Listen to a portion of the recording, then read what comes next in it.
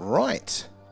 I think, guys, we are live. So yeah, we're going to be doing a live UFO, UAP Skywatch tonight. They're coming to you live from Wiltshire here in the UK, right in the heart of Crop Circle country, and just down the road from Stonehenge. The camera, Touchwood, seems to be playing ball tonight, and the skies are lovely and clear. We're already seeing movement. We're already seeing some beautiful stars there. We've got Dan and Paul in already. How are you guys doing?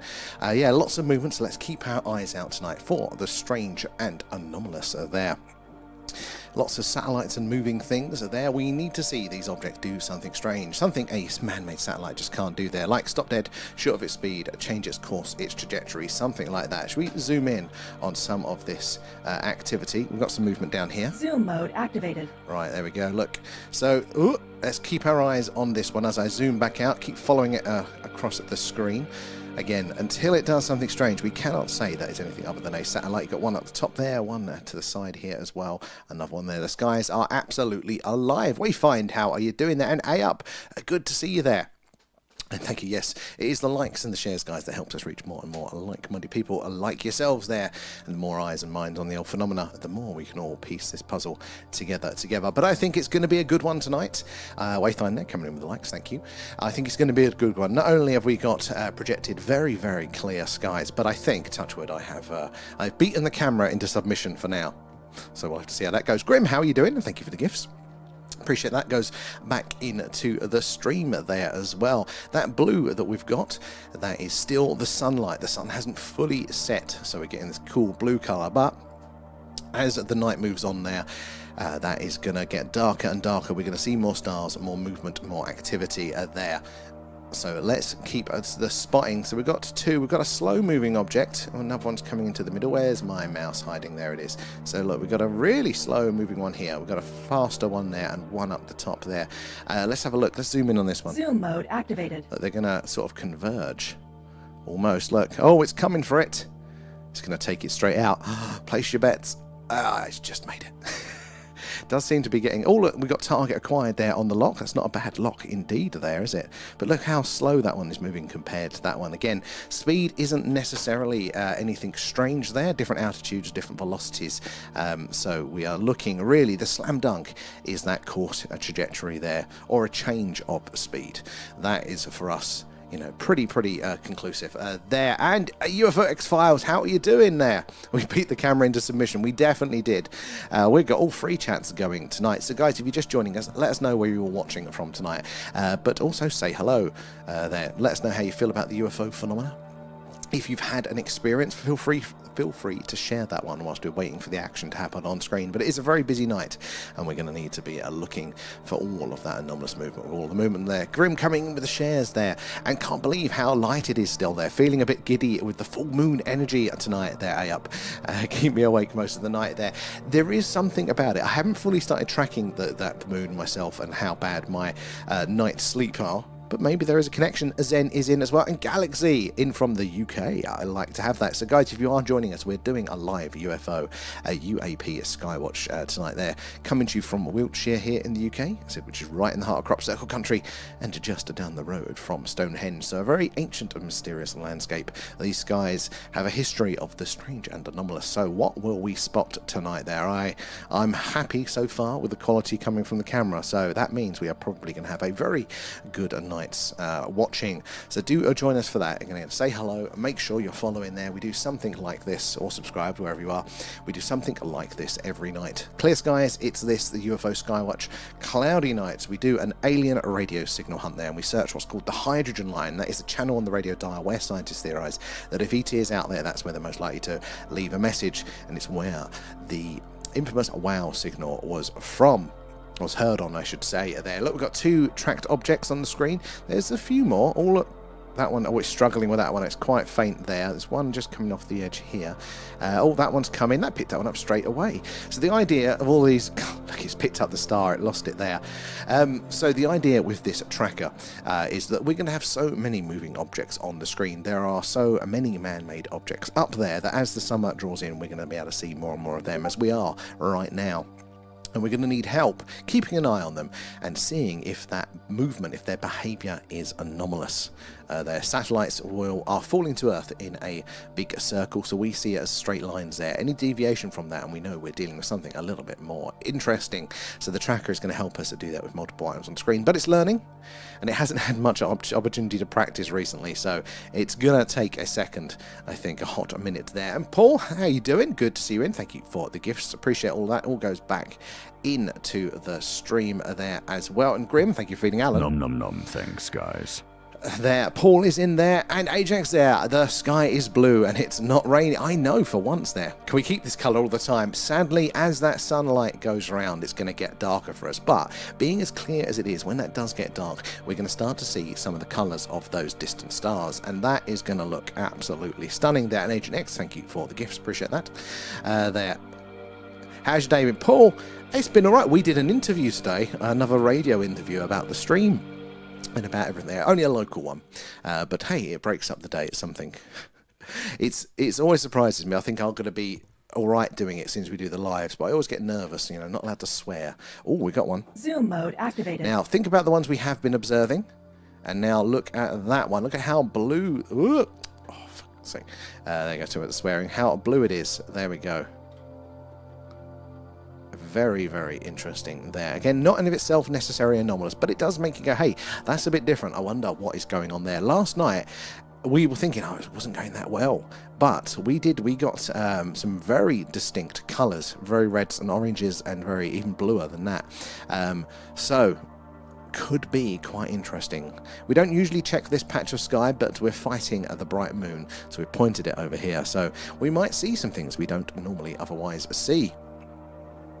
How about you, Paul? How's your day been there? And Bags, how you doing there? Any news on Atlas? Not really. I did hear a rumour. Not a rumour. That's not the right word. I think Avi Loeb was speculating again, and some people love him, some people hate him. I think he's all right. I think he's coming at this from a different angle, which I appreciate there from within the scientific community.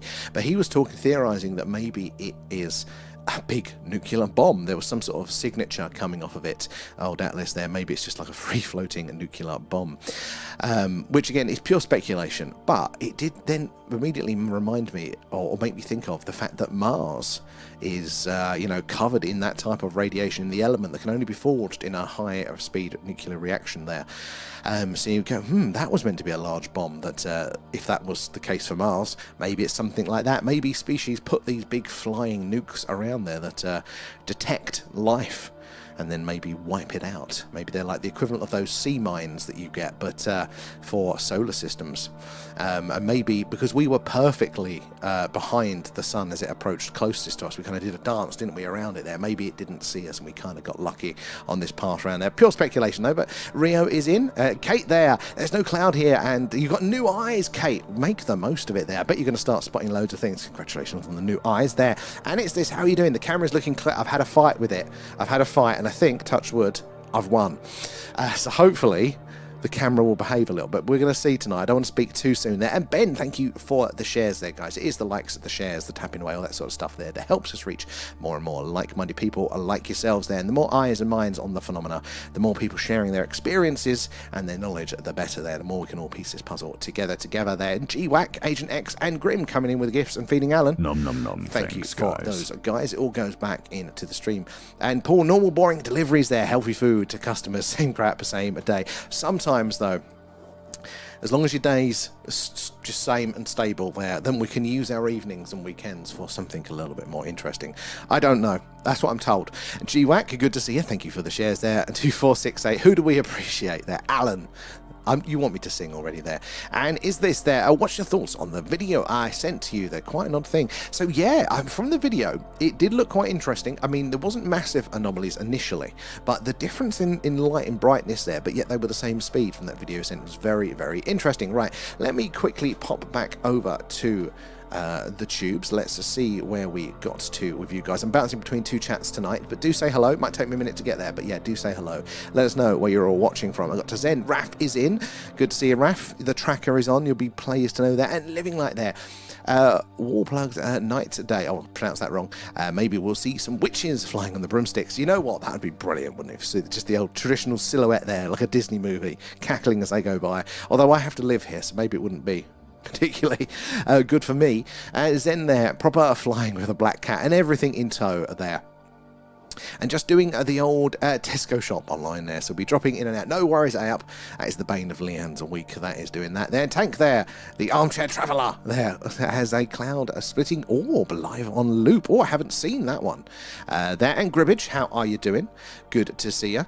Where are we tonight? We are across the board, but I think we're up to date in the chat. So, guys, if you're just joining us, we are doing a live UFO, a UAP, a Skywatch tonight.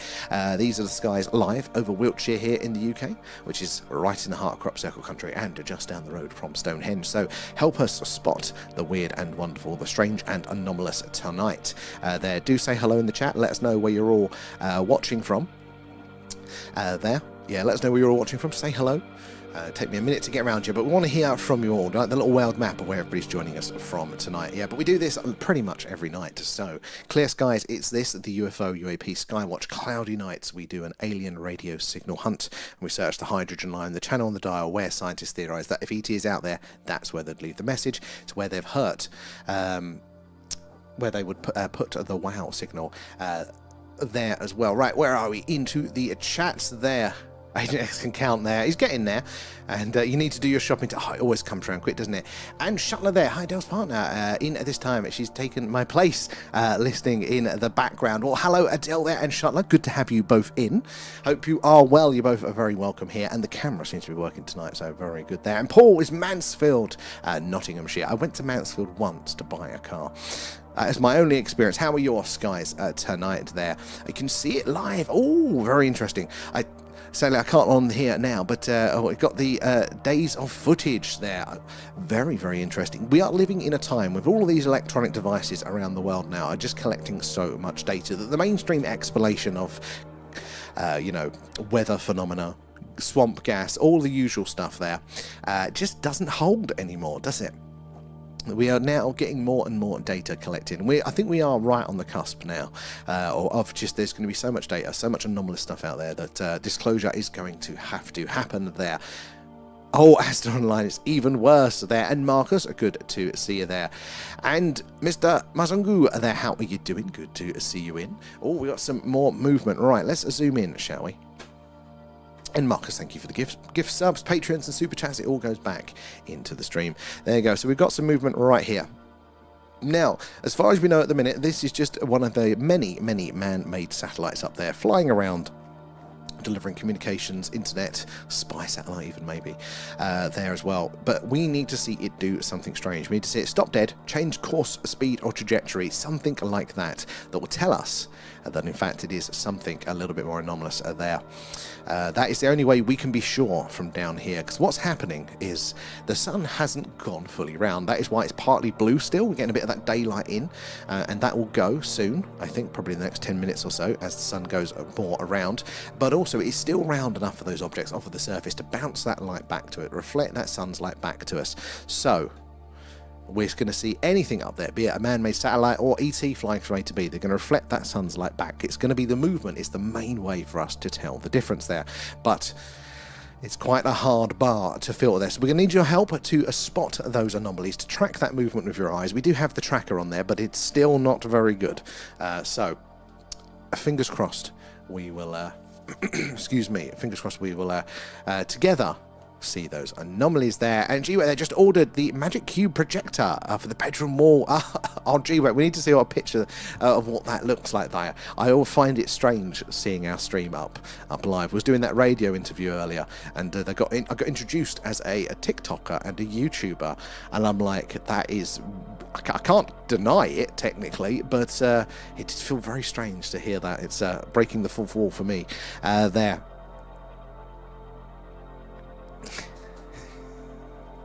Team Kate, I like that one, Shuttler. And Astra, how are you doing tonight? Good to see you there. Oh, is that a dodgy pixel or a very red star? Good question. I think that one's a dodgy pixel from when we were just zoomed in there. Where are we? Rio there. I like to do Sainsbury's and Tesco's for my shopping there. Oh, I think, I don't even know who we use now. I have to ask Leanne there. They're all the same, aren't they, nowadays? And but this guy is definitely the best podcaster out there when you do want to have a good, chilled listen. Thank you, Charlotte. That was very, very kind of you. I do appreciate that. But it's you guys, your awesome questions, your awesome experiences that really, really make it for us here. So, guys, if you have any questions, ask away. There's no silly questions there. So yeah, we want to hear from you there. I'm friends with a YouTuber. It makes me flinch a little, cringe just a little bit there. B2 went red to gold. Oh, good spotting. I think I missed that one, but I'll clip it and see if we can find that one. Good spot in there, G-Whack. Right, back over to the tubes. You've been patiently waiting. Let's see where we got to in the chat there. That bloody hate Mansfield there. Worked there for years, and the rush hour drive off the M1 broke me several times. Oh, God. There. A Viking is in. Good to see you there. Samuel, did you watch the Sir Danny Dyer? I want to believe you. I haven't watched it yet. It is on my list. You know what? I'm going to watch it tonight after the stream. Because otherwise I will forget to do it. I was going to watch it the weekend, but that's too far away for me to remember. So I'm going to do it tonight, Raf. And Scooby, how are you doing tonight there? And where are we? It is a nicer night tonight there, and Maya is in as well. Good to see you there. So yeah, it's working. I had a fight with a camera earlier, and so far, touch wood, I think I've won. So it should be a very good, very clear, very active night for us Skywatching. So keep your eyes to the screen there, and we're going to zoom in on the good bits, but we're looking mainly for the anomalous behaviour there. So flashing coloration can be of interest, but the real slam dunk for us is the stopping dead, the changing course, changing trajectory. Anything like that is a real eureka for us there. But we tend, especially when it's clear like this, I've got some very good feelings for tonight. So yeah, keep your eyes on the screen, and we're going to see more and more there. And Marcus is there, currently munching on a share bag of pickled onion space raiders there, but I ain't sharing. Nobody shares. They don't. I have not found one person yet that does share those things. Is it? Come on, guys, confess. Have you ever shared a share bag? Is that even a real thing there? MTC, how are you doing? Thank you for the follow there. We need V back. Yes, she's very busy at the minute, but we are very much looking forward to having V back when she's calmed down, got some extra work on and stuff there. We miss our OGV. And Charlotte as well, do you also play videos through the stream there? Never knew you could keep an eye for one to the next one. I can't. I keep my eye on the chat. I rely wholeheartedly. I've got the corner of my eye. I've got it on the big screen. But mostly, unless it's a big one, I'm relying on you guys to spot it there. Technically, we can, but some of the platforms get really, really funny with replaying it. TikTok in particular, they banned us for a while, so I haven't done it in a while. But it would be good to bring up some example videos, and especially the really interesting ones there. I'm eating a big bag of Walker's bacon crisps. I haven't had Walker's barbecue crisps in ages. Do they still make those there? How you doing, Adam, as well there? Oh, and thank you for the gifts. Oslo, too, as well. Appreciate that, guys. All goes back into the stream. Speaking of all going back in the stream, the Patreons, we're going to be rolling it out to YouTube members as well, but we're going to be doing our next deep dive. Now, that's going to be tomorrow at 8 p.m, so it's over on the Patreon, and it'll be try and do it as well on YouTube members as well, but that's new. First time we've tried to do it there, but we're going to really be getting into the meat onto the Condign report there, the UK government's report in the early 2000s, I think late 90s time, into the phenomena. Very, very interesting there. Link in the bio gives you a month for free, so you better join us for that one as well there. But we will still be on afterwards, hopefully for a Skywatch, depending on what the weather is like. That's why we've moved it to 8 p.m. at UK time, so we'll be on around 10 for the usual streams there, so that we don't all miss out on that there. Pluto is in as well. Never share, exactly. Nobody ever does there. Never shared Marcus as well. Adam, good. Thank you for the shares there. But share the stream, though. Share the stream with your loved ones, your friends. Because that is how we reach more and more like-minded people like yourselves there. You never know who's going to come in and what experience with the phenomena they are going to share with us here, helping us understand a little bit more about what is going on, our place within the universe, and all of that. Where are we today? It's like them cheesecakes from Aldi for 6 people. G-Wack, yes, I know exactly what you mean. And Effie are there. Oh, no infrared tonight there. No Pepsi. No, you're fine tonight. We're not doing the drinking game. We are back to the OG camera for tonight. Pluto, thank you for the shares. And the tracker isn't tracking. Thought it was on. Well, it's doing a bit. It's doing a bit. I think it struggles at this time with the lack of contrast with the blue. It gets better as the night goes on. I need to spend the weekend updating the tracker. Right, switching back over to the YouTube chat. Let me see where we are. Bouncing between technically 3 chats tonight, so it takes me a second to get through them all. But I do want to hear from you, so do say hello if you're new here. Let us know where you're all watching from tonight, how you feel about the phenomenon, if you've had an experience. Again, any questions, ask away. And Marcus, thank you for the gifts. Appreciate those. Where are we there? Maya is in. Good to see you there. Maya is a little bit late there. Been sharing the YouTube. Thank you, Maya. I do appreciate that. And living a light there. Tomorrow night, the moon will look beautiful there. It's beautifully full there. And May the 1st is the official flower moon night. Very interesting. If it's a clear, maybe we'll do a moon watch. We can get some quite good views of the moon. That's what it looks like. It's a pain for our tracker because I have to manually keep moving it. But it is cool when we're doing it. Now, lots of strange things about the moon in of itself there. It's a weird object. It's beautiful, but it's weird. And we are looking out when we're doing those moon streams for what's called translunar phenomena, TLP. And now that is accepted and established within the mainstream astronomical community there. Strange things that have happened and observed on, off, and around the moon, like glowing craters there, outgassing, flashes of light, all that strange stuff. We saw a glowing, or what appeared to be a glowing crater once there. So the moon is weird. It shouldn't be doing those things there. You've been fighting the bug. Oh, we've got a nice blue one coming in there. Oh, I hope you're not feeling too... talking about food, oh no, there. And I live on my own, so I have to share my bag with me, Mr. Excellent. Best crisps in the world are the Marmite crisps there. I can do a good Marmite crisp. Let's go. This is a blue one. Zoom mode Let's activated. zoom in on this, so pause the chat for a second. There we go. Look how, compared to like that one, for example, just look how different that is. It's not just an increment of brightness, is it? There's a real difference in the colour of light. I mean, look, that one, it just passed there as well. Let's see that one versus the blue one. What is causing those differences? Is that purely something like a high reflective area, like the solar panels pointing towards us there, giving us that? But that's quite consistent. So like, keep your eyes on it as we zoom out. It's down there. But very, very interesting indeed. Is there something a little bit stranger going on indeed with that one? Where's my cursor? It's on the wrong computer. That's why. And hydration reminder. Thank you there. I do need that one. The best crisp without a doubt there. Melted chocolate on crisps. I've not tried that one. I'm a fan of the old cornflakes. But yeah. Just me, I had Sam talking twice. Oh my god, you don't want me in glorious stereo, do you? That's not the way to start the weekend. I mean, we're Thursday, so we're not starting the weekend. But getting ahead of myself there. Right, where are we? Back over on the TikTok. Let's see where we are there. Got to... yeah, there's a few of the tracking lines going. Goal achieved. Thank you for that one, guys. There, Grim, feeding Nom Alan. nom nom, thanks, guys. And you there. I kind of prefer it without the infrared there. I get to see more stars. It is a bit of a balance, a bit of a trade-off, isn't it, there? We get the advantage of seeing in the infrared light spectrum, which is meant to be very active for the phenomenon, but we are seeing a smaller patch of sky. We're seeing more, we're seeing less light in general come into the lens. So it's a bit of A and B, and I think we're going to try and kind of pair it up. So basically, we can have them both going at the same time. I think it'll be the best way to go for that one. Laurie, thank you for the gifts as well there. And Marcus, thank you for the treasure box. Everybody thank Marcus when he claimed those coins. Along with your new kilt there, nice and airy there. And Joseph, thank you for the share as well there. GWAG as well, coming in with gifts. And Effie there, I don't know if I'm the only one, but I feel like the moon keeps having a weird red trim lately for the past month. Interesting, has anyone else noticed that one? You know what, I've been avoiding the moon. It's been annoying me because it's not been in the right place that we can... Oh, Simon, thank you for a galaxy. That's very, very kind of you, Simon. Do appreciate that. How are you doing today? Welcome aboard. But yeah, so I've been avoiding them. It's just been giving us lots of light pollution, but not up enough for us to see it. But I haven't been paying much attention there. V's away, folks. We can all play there. And let me scroll down here as well. Friday evening. I'm ahead. It's Thursday today, isn't it? There. And Pink Floyd as well. Thank you for the gifts. Do appreciate that. So it all goes back into the stream. They're helping us improve what we're doing.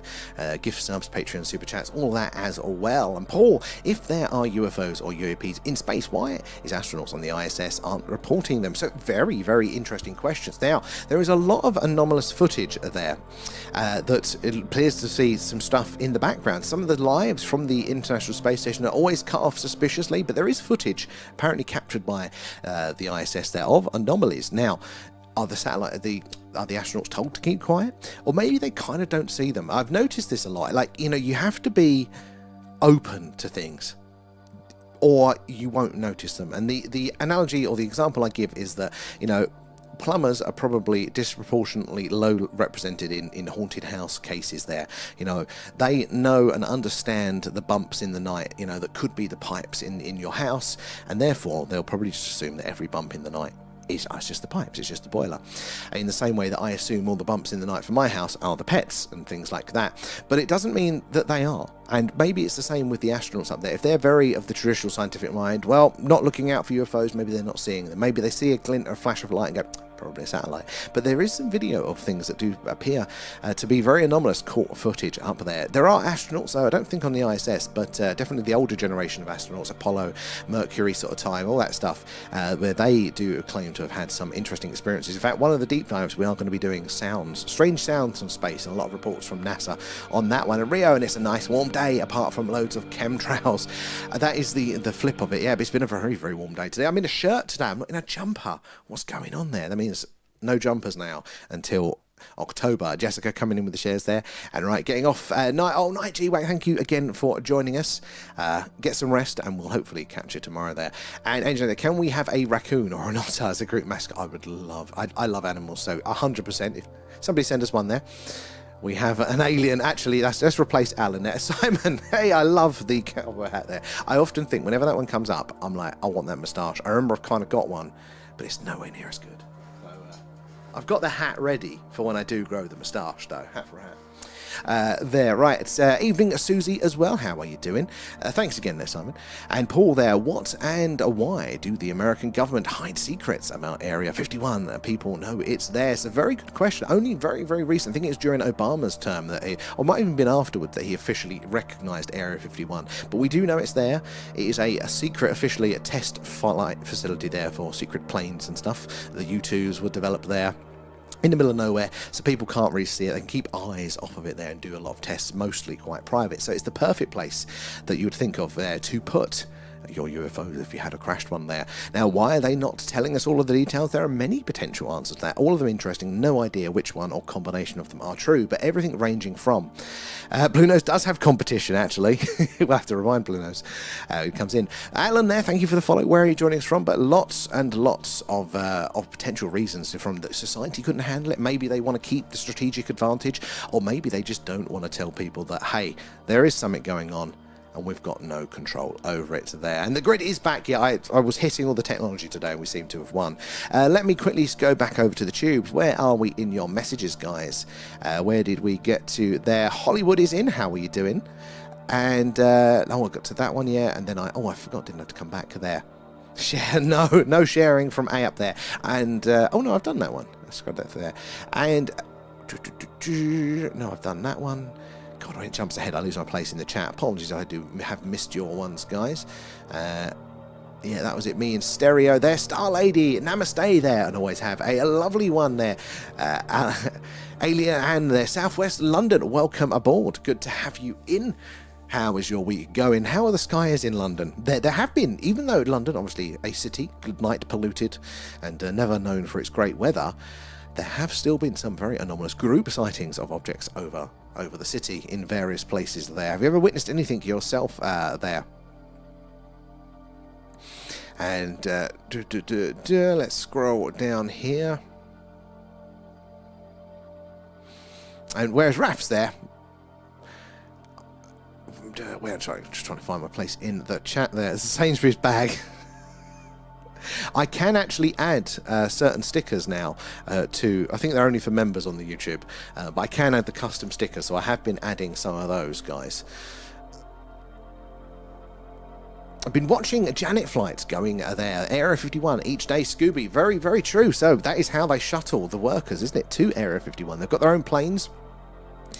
White planes, red stripe, leave from, what is the name of the airport there in Las Vegas? But yeah, they're well renowned for flying and shuttling the workers to Area 51. Now, not all of Area 51 is going to be for the aliens, and in fact they do say that it is the S4 part of it, so it's a subsection actually away from the main airfield that it is available there.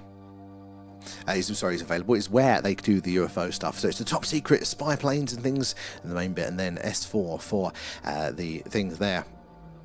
And Living Lights, thank you. That's incredibly generous of you there. That is insanely generous, actually. But thank you for the super chat there. Very, very kind of you. It all helps goes back into the stream there. Where did we get to in the chat?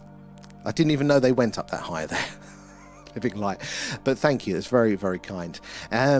But yeah, so Area 51 is a very interesting one. How do we all feel about it? Made, I think it was first popularised, wasn't it, by Bob Lazar back in the 80s now, and very relevant there with the recent film there where they've visualised, haven't they? They've built S4 so we can all experience it for the first time. They're going to release the what they designed of the layout there for the film. They built it in a game engine, all the graphics for it, but they're going to release it as a 3D experience apparently. So it's going to be very interesting there, because I'll have to get a 3D headset and we'll plug you all in and we'll go for a wander together around S4 there. And Scooby, and they just disappear off the map on Plane Finder when they get close. That is hilarious, actually. I wouldn't, but makes perfect sense, doesn't it? You know, they get out a certain range and then they're no longer tracked there.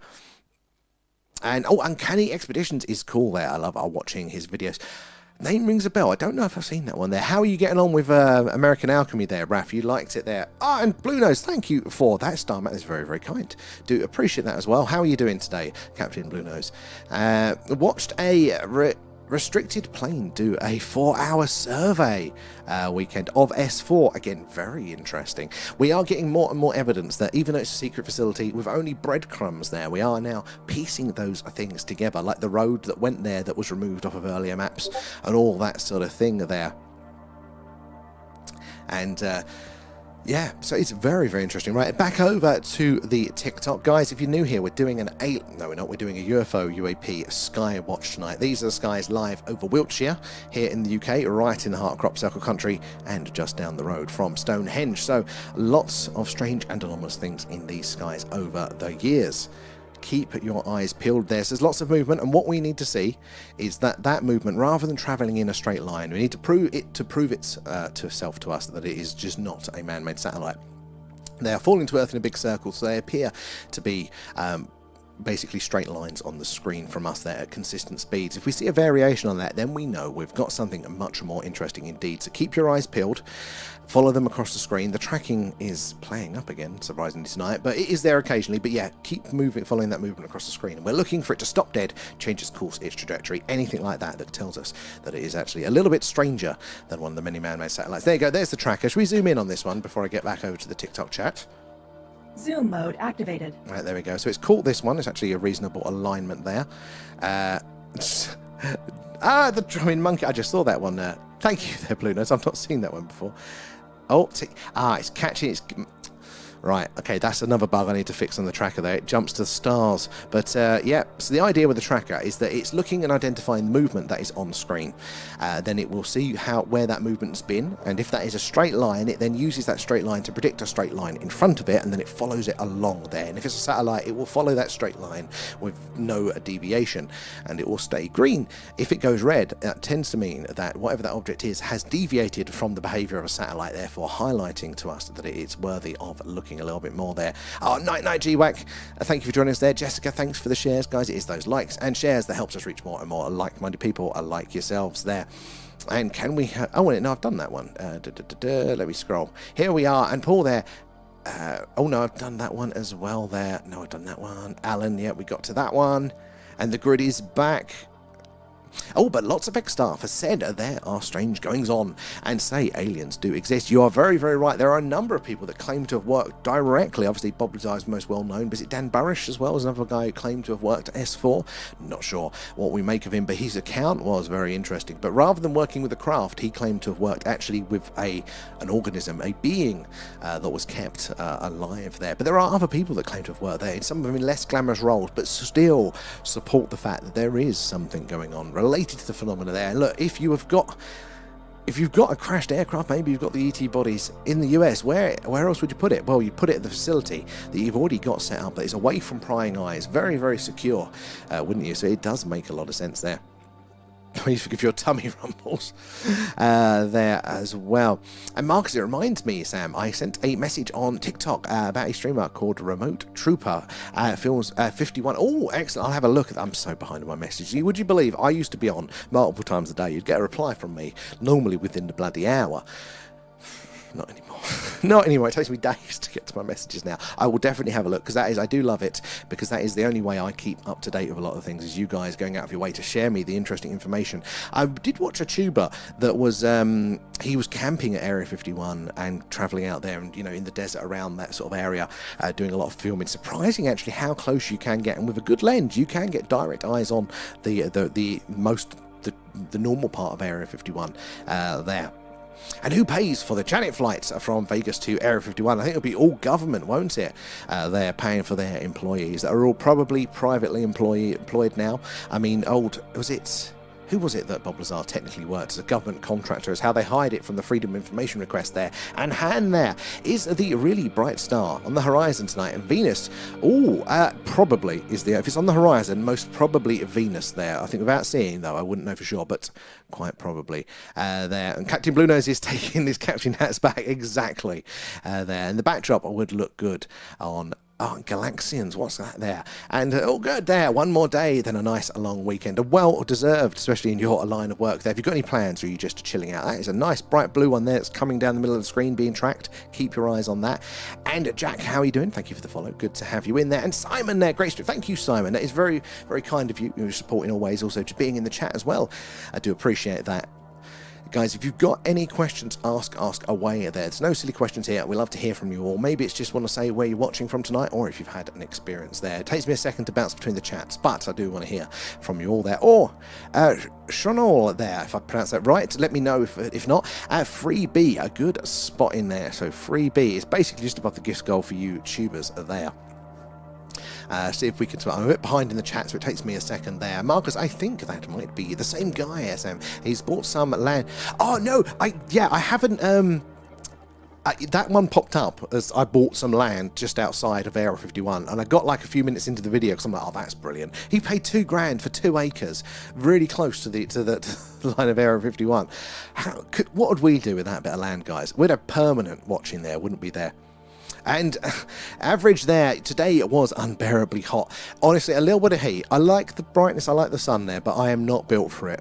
I am not. I've got too many layers there. Meet X and X2. Have you've separated? There's 2 of you there. You're always here with you. Oh my God, there is 2. There's 2 Agent X in the chat. It's like Kate, when you've cloned yourself, Agent X has as well. Waffle there, hello, have you had any paranormal experiences yourself or unexplained stuff? So, brilliant one, Waffle there, yes. And in fact, it was the more spooky side that I'd had. In fact, doing this stream was an exercise in trying to have a UFO alien-y related experience there. So yeah, I have had some spooky stuff, and it's an area that I do want to delve into.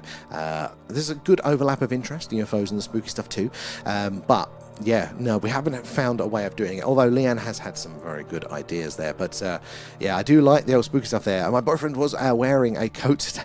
I don't know how people do it. I mean, I get stuck in my ways. I mean, I was still wearing a jumper until today, first day in a shirt. But yeah, I'll be on the ground. I'm like a sickly Victorian child. Slight degree temperature change, and I'm in the ground there. Or I'm in a wicker wheelchair, one of those blankets over me. And Lit, how are you doing there? Are those satellites? Well, the boring answer is most of them will be, yes. There are about 16,000 man-made satellites up there in orbit. The majority of what we are going to see is going to be those. But if we are careful and we pay attention, we will normally see it a couple of times per stream, especially when it's nice and clear, like it is tonight, and the camera's playing ball. That we will see them act strangely. Satellites have to follow certain rules. They're falling to Earth in a big circle. So for us down here, that looks like a straight line at a consistent speed. So if you watch every now and again, well, what we're looking out for is them to stop dead, to change course or trajectory, you know, not interstellar handbrake turn, something like that really, or they change their speed. Now that is the rare one, but it is the gold standard. There is the satellites just can't do that. It breaks physics. We don't have the technology to behave like that up there. Everything essentially is in motion up in the night sky. So anything that hesitates, you know, the interstellar handbrake turn, anything like that, we know we have something more anomalous. There's a lot more that we see. It's kind of in this grey area with weird coloration and flashing, which can be satellites. There are certain weird cases where that can be the case, but you'll get a feel for it as you start watching them there. That you'll see the satellites and that they do their thing, and then you just see and you get, this is strange. I don't know how we're getting this color, because what we're seeing, satellites don't have headlights. They're not emitting light. They're reflecting it back. The sun hasn't fully gone round, and they've still got a direct line of sight, so they're reflecting that light back down to us. So if that's the case, how do we get such really, really bright reddy orange ones there, and also those really clear blue or green ones? Again, you know, flashing as well can be an interesting one. And Lit, thank you for the follow and the brilliant questions there. And Angela there, I burn easy in the sun as I'm fair skinned. I don't burn, but I don't do well. But Sammy, does physics exist? Agent X, that's a very good question. Physics is just, oh, that's a green one. Can I get to it in time? Can I get to it in time? Come on. Zoom mode activated.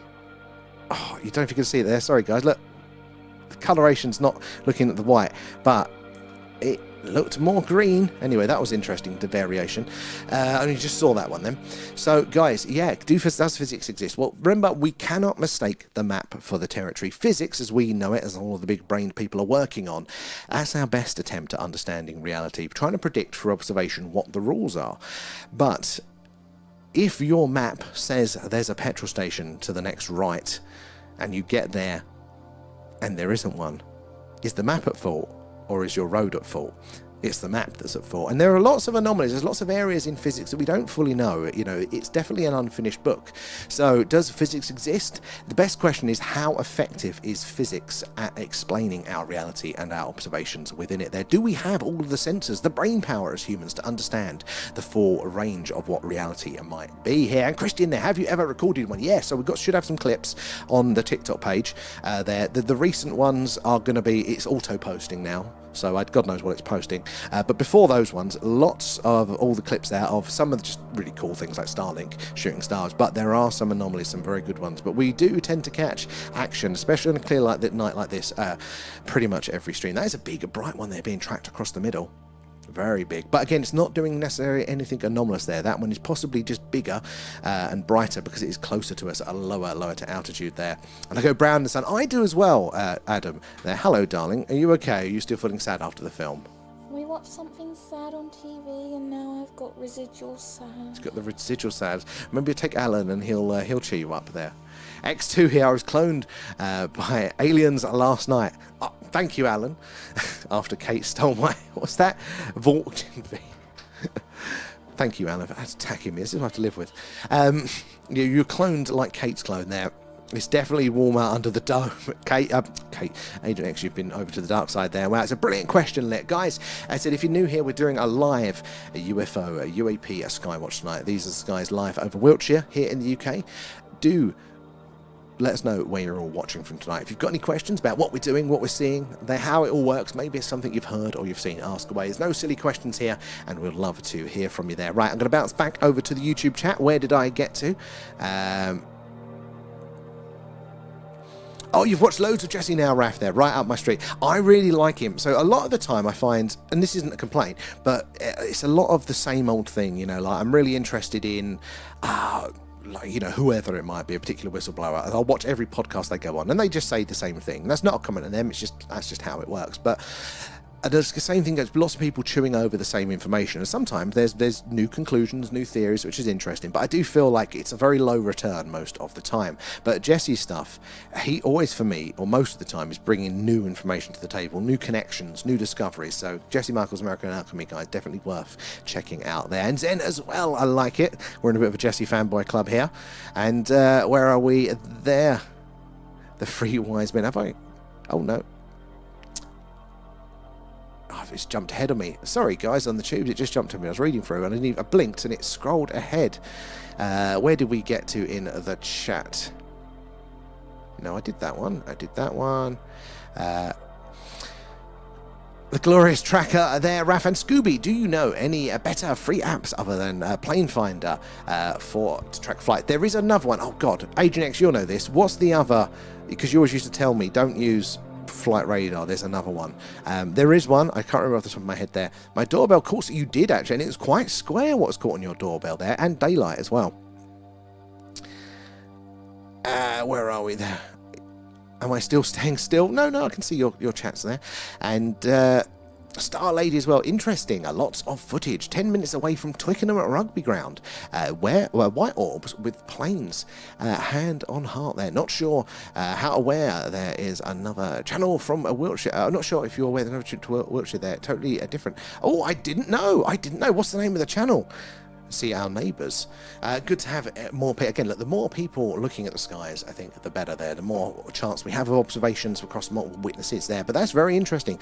There's, again, a lot of history of what appear to be orbs, you know, monitoring our planes, monitoring our air activity, taking an interest there, going all the way back to the Second World War there with the Foo Fighter phenomena.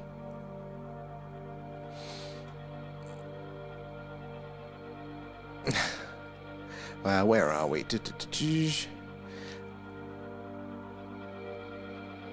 you having a chat amongst yourselves there? Yes. Oh, it is an uncanny expression. Oh, that's a bright one. Let's see if I can zoom in on this one. Zoom mode activated. Now again, brightness doesn't necessarily mean strange, but keep your eyes on it there as I zoom out, because that is a big, bright and beautiful one there. Again, could mean that it is closer to us there, therefore able to reflect a more light, lower altitude, and also would appear faster. It's a very rough rule of thumb there. Come over to the paranormal size there. We have cookies. We've got to do more paranormal stuff, haven't we? Then Paul from Alien Encounter I had at 4. They are concerned we could blow ourselves up there. And years later, there have been multiple cases of aliens over nuclear bases and even seizing control. Very, very, very true. Lots of encounters and reports there of warnings about, you know, we're playing with fire. You know, we're kids playing with matches with these nukes, the damage that we could do. Again, so many observations around anything nuclear there, be it a, you know, nuclear power station, nuclear mining, storage, weapons storage, or, you know, the actual missile bases themselves. And again, there's been many accounts now of them flying overhead, not just paying attention, not being interested and maybe shining lights on these things, but actually turning the missiles off. And on one occasion I know about, they apparently turned the missile countdown on, now just to showing that they maybe have control there. Perpetually cold. I up there, since I shaved my head, I really noticed the cold with that. It's so crazy how much hair keeps you warm there. The uncanny guy there, he bought some land near Area 51, and he also owns one of the buses that take the employees to work there. But he goes everywhere, and he was at Lockheed and Martin the other way. No, that is crazy. I didn't know he actually had that connection there. So he actually contracts for them, shuttling people to it. I wonder how they feel about him making content around that, or maybe it's a bit of a, you know, they know about it. And very interesting. I didn't know that was the same guy. I literally just caught that one video. Very interesting there. I do want my own bit of land out there. We do skywatches all the time from outside Area 51 there. So if the colour is due to reflection, how come other ones crossing the green dot, why they both go green? Ooh. Yeah, you know what? I can't get my head around that one. This is the thing. I mean, even if it is, you know, the reflecting the colour, that would have to be such a strong colour on the surface to get the strong that we're seeing here, and interference. That is interesting there, Alp. I mean, we need somebody there. When I was at uni studying physics department, there was opposite to 2 hours. Got some questions for them. Do you still know the people? And 3 wise men. How are you doing? Good to see you. Don't take Alan, he's got nits there, living like that. Oh no, you're having a chat to yourself there. And so watching 30 likes there, 70 watching, 30 likes. Shameful, Raf. I second that, Raf. Guys, we do appreciate the likes there. It's the likes and shares how we meet all of you guys, how the magic of the algorithm knows to share it around, and therefore you never know who's going to come in, what experience of the phenomena they're going to share, or their professional experience that can help us refine our search and how it's all going on there. So we do appreciate that one. Doug is in as well. Good to see you there, Doug. Already thumbed there. Thank you, Doug. And where are we? Now you're having a chat there. And Sparkles there, lived in New Mexico for many years there. Skywatching is amazing there. Oh my God. And New Mexico, I mean, you're struggling, aren't you, to get a better place with the history of the phenomena. I mean, here's good, lots of years of strange sightings, but, you know, New Mexico, that's ground zero for the modern UFO trend there. Did you ever see anything strange there, Sparkles? Good to have you in there. And Wayne, what's that? Good question. So, this is the thing, this is what we're on the lookout for. We are looking for the strange and anomalous. We need to filter out the explainables there. There's going to be lots of man-made satellites up there tonight there, but we're looking for the ones that act a little bit weird, do things that man-made satellites just can't do there. The stopping dead, the shooting off its speed, changing course trajectory, but coloration can be interesting, flashing too, but they're just not as a clear slam dunk as the movements. Keep following them with your eyes. There's going to be lots on screen tonight there, and we're looking for that last minute turn. Again, it could happen at any point. We are asking ET really to realise that he's left his keys at home and do an interstellar handbrake turn right over the screen for us there. Hello from South Lanarkshire, Greg. Good to have you in there. And it is moving, Wayne. Good spotting. And Doug there, yes, people still have their milk hair wearing a beanie there 24/7. Oh, I know. I couldn't do it. I mean, I now wear a beanie 24/7 because I've got no hair. And no, he just bought one of the buses. Oh, and used to take a bike. Oh, I think I've seen him use it there. So it was one of the... That's pretty cool there, having a bit of history like that. That is pretty cool. There. Good spot in there. Wayne as well there. And up there as well. Thank you for the super chat. That's very, very kind. All the super chats, the gifts and subs and all that sort of stuff there, the Patreons members, all goes back into the stream. They're helping us improve what we do there. And if you here like what you see there, please click the thumbs up. Thank you there. We do appreciate that, guys. If you are here, if you're joining us for our live UFO UAP Skywatch, yeah, make sure you are subscribed or followed wherever it is, wherever you are there. And you can let us, then you'll get the notifications when we go live there. Or let us know if you spot anything there, Wayne and Greg. East Kilbride, good to have you in. Don't think we've had anybody from there before. And up, should we do Pendle Hill Live? I want to do Pendle Hill Live. I'd read. If you're going, I'm coming with you. That'd be pretty cool meet-up. I still need to arrange our little meet-up. Right, where were we over on the TikTok chat? Let's see where we got to. Oh, saying hello to Leanne there. And I'm jealous. Alien Alan there. Went back to Amazon. Oh, your Alan went back to Amazon for fakery.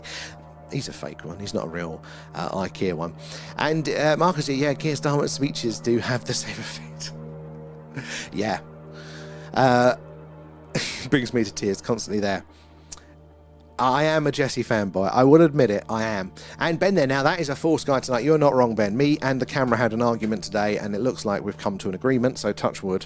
Zoom mode activated. We should hopefully be all right tonight there. It's not played up yet, this is good. So, again, big, bright, beautiful object here. Who do I sound like? The T-man here, Trump. It's a big, bright, beautiful object. But, yeah, we need to see it do something strange. We need to see it change course, its speed, its trajectory, anything like that will tell us that for sure that it is not just a man-made satellite. Now, it may not be a man-made satellite, but we just can't tell from down here unless it does any of those strange things there. So keep your eyes on them, keep spotting in the chat there for us as well. And Average there, what do you think about the Great Attractor? So this is very, very interesting. Some think that is so large is this the correct one? Let me hit the Great Attractor. Am I right? Is this the one that's pulling galaxies out of the visible universe? Is that the one? Because that I heard about a few months ago, and I'm like, what the hell is this? So there is something, basically, that we're observing on the edge of the visible universe, because the universe is expanding pretty fastly. You know, the bubble is getting bigger, and light is fixed to the speed of light there. We're never going to be able to see beyond a certain point there. There is a visible universe for us there. And it could be beyond that, but we're just never going to know. But we're seeing right on the edge of that galaxies, like whole big ass galaxies, appearing to be pulled out of the universe into the visible universe, sorry. And we don't know what could be large enough. I mean, we've seen galaxies, we've seen black holes here, but everything, all the structures we've seen in space by far are nowhere near big enough to account for the gravity needed to be pulling these things out there. Is that the Great Attractor one? The tracker, the Better Than Flight radar is ADBS beta there. Thank you, X, for that. And let me scroll down there. Blue Nose coming in with the stickers there. I do like the stickers. Appreciate those. Agent X and Adam there. Thank you for the gifts as well. Very kind of you. Appreciate that. All goes back into the stream there. Help us improve what we do. And is this there? And I think you've revived the camera. I think so tonight. I think that was a bit after every technical problem going wrong. We've managed to turn it around today, so you never know. It's always worth showing up. It could end up going a lot better there. And Ajax there, weapon storage. Where and when and what time? Every a year older I get, I feel the cold more there. Don't need to shave my head. I don't know how kids do it. I remember being told, oh, put a jumper on, you know, and all that sort of stuff. You take it for granted as a kid. But my circulation is rubbish there. Oh, meteor in D. Good spotting there is this. I missed that one there. An average, what? Oh, no, I've done that one there. An ET go home. This one can. He's nothing but trouble. No, but ET's phoning home. Where are you joining from tonight there? And TikTok is in. How are you doing? When are we going to Mexico, Sammy? I would love to, but I've kind of gone a bit nervous about international travel. Ever since I had like a weird vertigo incident on a plane, I'm like, I don't think I could be trapped on a plane with vertigo these days. So I haven't jumped back on the bandwagon there. Hey up, you've made it back over to the TikTok there, and I'm sure you're not the only one who thinks you are hot as your Brenner look-alike. I've had worse comparisons there. And Ben, I walked up Pendle Hill last year. Did you have an experience there, Ben? How does that sort of area feel? It's got such a connection with the weird, hasn't it? I think that even though it's not directly UFO, I think it would be a great place to do a Skywatch from there. And Rendlesham, yes. And then Stonehenge, Agent X. You know we wouldn't have the weather that works out for doing both in a row, though. And Christian there, while in northern Chile, I saw an unidentified light emerging from the sea at night. Now that, because what can that be? We don't really have transmedium craft, do we? We find that very hard. So, like, that's just not like the next technological leap. That is quite a big thing if we're to give it an explanation there. But lots of people do see the UFO, the phenomena, behaving like that. So could be very, very interesting there. And again, Chile, South America, they are a lot closer to the phenomena, more public about it, I hear. Illuminating the water underneath there. Again, what can do that? Lots of USOs there, lots of accounts of submariners seeing things traveling ridiculously fast below the water. But again, even going back to, I think it was Christopher Columbus, he saw something similar. It's in his logbooks there, what he described as a giant candle going either into or coming out of the water, illuminating everything there. But yeah, I mean, 1800s Admiral's report from the Royal Navy all have this sort of stuff. So it does appear to be a phenomenon that's gone on the whole time. Now, what a phenomenal experience that would be to experience that yourself. Guys, if you're just joining us, we're doing a live UFO UAP Skywatch night. So these are the skies live over Wiltshire here in the UK, right in the heart of Crop Circle country and just down the road from Stonehenge. So keep your eyes there for the strange and anomalous. We've got another bright one. I don't think you can see it on TikTok, I think it's behind me, but if you're on the tubes, you should see it there.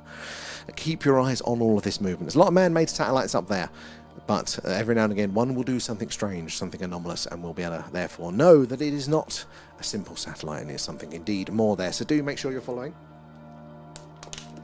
subscribed, whatever it is, wherever you are there, and get the notifications when we go live, because we go live pretty much every night there. Clear nights, it's the Skywatch. Cloudy nights, we're doing the alien radio signal hunt there. Haven't seen Harco in a while. Yeah, I think he's got some stuff on at the minute there, but hopefully he'll be alright to see him soon. It's important to remember to please don't feed Sammy or Alan after 8 there. I need food. It was at 10 p.m. Either way, we go like gremlins there, X. And Benjamin there, Trump about to release a load of files on UFOs. So hopefully, yeah, they're talking about it. Not just the initial mention, they mentioned it again the other day in something in the Oval Office there, saying, oh, we're going to be interested in lots of interesting things in there. Now, is that political speech for we're going to fob you off with nothing, like some of the other file releases? Or is it gonna be it? Is this gonna put it over the line for us there of official explanation? I think it's gonna be the start of something rather than like a big eureka. I don't think they're gonna give that up willingly. But, you know, the fact that the President of the United States is repeatedly talking about UFO files means we have come very, very far from where we were. Even, you know, when I was a kid, starting to understand the phenomena there. Ben, the first time I went up at the age of 15 there, and I had a really bad headache afterwards. I think I would as well. But last time I went up, nothing strange. Okay. I mean, interesting. Did you go up at night, or was it like just a daytime nature hike there? Very interesting. Is it a big hike? Do I need to like? I'm thinking like it's just a hill, like one of the hill forks we've got around here, but or is it more like a mountain climb? Is it a proper hike?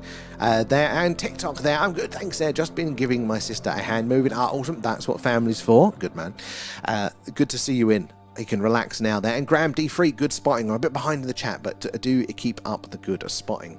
I do have one eye on the screen for the real anomalous stuff, but keep it up there. And being moon tonight there, seen a few strange things up there. And is that Urbex Yorkshire, welcome, good to see ya.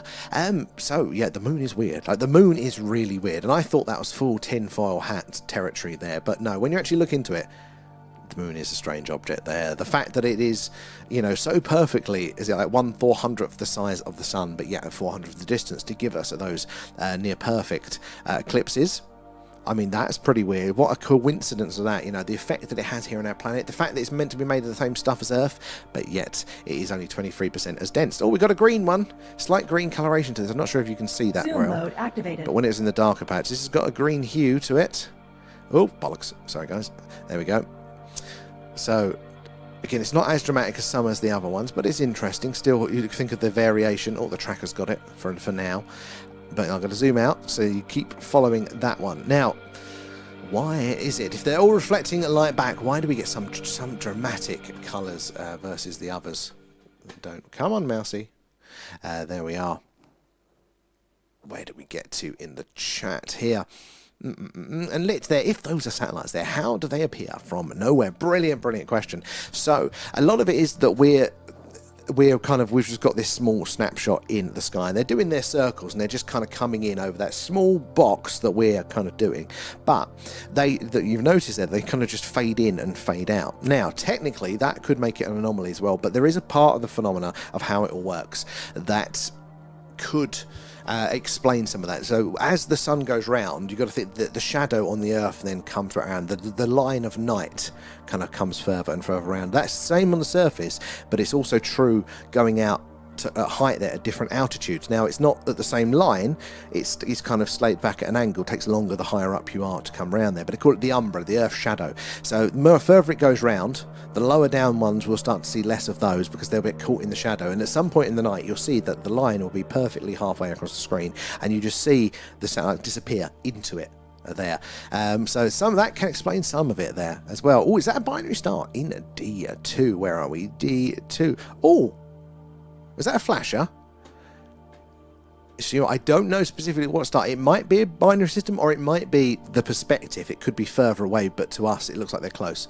There was a strange flash. That was a very, very bright flash. Did anyone else catch that one? And Thomas there, what do you think happened to Kenny V there? Do you think he was taken by the aliens or the military? I don't really know. It's definitely an interesting case, but I have heard some other accounts that apparently he's on video breaking into a shop a year later, and there was some other suspect stuff. So I don't quite know with Kenny. I'm definitely open to it still being strange, but the other possibilities are still there, so I don't really know, but it's an interesting case there. And Purple, how you doing there? And that's where I asked for crop circles there, and it arrived in Wiltshire 30 minutes from me. So funny enough, Purple, you say that because it was this time last year where I was having the idea of this stream, and I was trying to figure out how we can get a good shot of the night sky using different cameras and lenses, and swearing when it was a cloudy night, running out trying to get it right. It was literally this time last year, and I was, wanting a crop circle. And I think I'd mentioned to my friend Pete, who occasionally comes on our location lives, I'd mentioned to him, oh, well, when the crop circles happen, we'll have to go and visit one, and stuff like that. It's like, yeah, like that. And then literally the next day or so, we had one just on the edge of town. It was the same town there, the Sutton Veney crop circle. So funny you mentioned that as well. And TikTok there, I had a sighting above my house and got a good photo, but the next day my phone screen is broken, so I'll upload soon. Oh, TikTok, we do. I want to see that one. Yeah, that's a nice bright one there. And Niva as well, thank you for the follow. Where are you joining us from tonight there? And Average, what's your thoughts on the Great Attractor? Oh, we did that one a bit earlier. Did I get it right with the Great Attractor? Darling, hello. Did Sam tell you that he was on the radio today being interviewed about the stream? I mentioned it earlier on, but I'll catch them up. Only local radio. Don't get too excited, guys. But it's always fun, isn't it, there? Hopefully, you might reach a few more local people with the things. And just depends on the way you go up. There's a mix of mud hills and rocky paths there, but it's definitely a climb. God, in my state, I might have to do a bit like people build up to the London Marathon before I do Pendle. I really do want to do it. I've got some equipment. I purposely got some equipment so we can do some more on location-y ghosty stuff out and about, but it just hasn't lined up yet. And but if I will advise you, watch your step there. Some ways have a small path with big drops. Oh god, that does sound like a rough. Trying to do that at night with the equipment there. And brilliant question there. So guys, if you're just joining us, do ask any questions there. There are no silly questions here. It might take me a minute to get to you across multiple chats tonight, but I do want to hear from you there. So ask any questions that you may have. Do say hello if you're new here. Let us know where you're watching from. But yeah, make sure you're following, because we do something like this every night, and then you'll get the notification when we go live there. And TikTok there, the moon thing, they say it doesn't come out in day, but I have a video, and it's the middle of the sunny day. Oh yeah, definitely, we definitely still see the moon during the day if the reflection's right. Like, you can see it really clearly. I've debated doing some moon streams during the day. You're 100% right there. And Niva, thank you for the follow. Good to have you in there. Oh, do spill there. What was that for? And oh, I'm back now, and you've finished stalking there. Who's you should sort there? It's mine there, X. And TikTok there. It's like I have been looking into the square shapes and all the clouds. Oh yes, the square clouds could be very, very interesting there. Where are we? Let's quickly swap over to the tubes. Where did I get with your chat, the guys? Where did you get to there?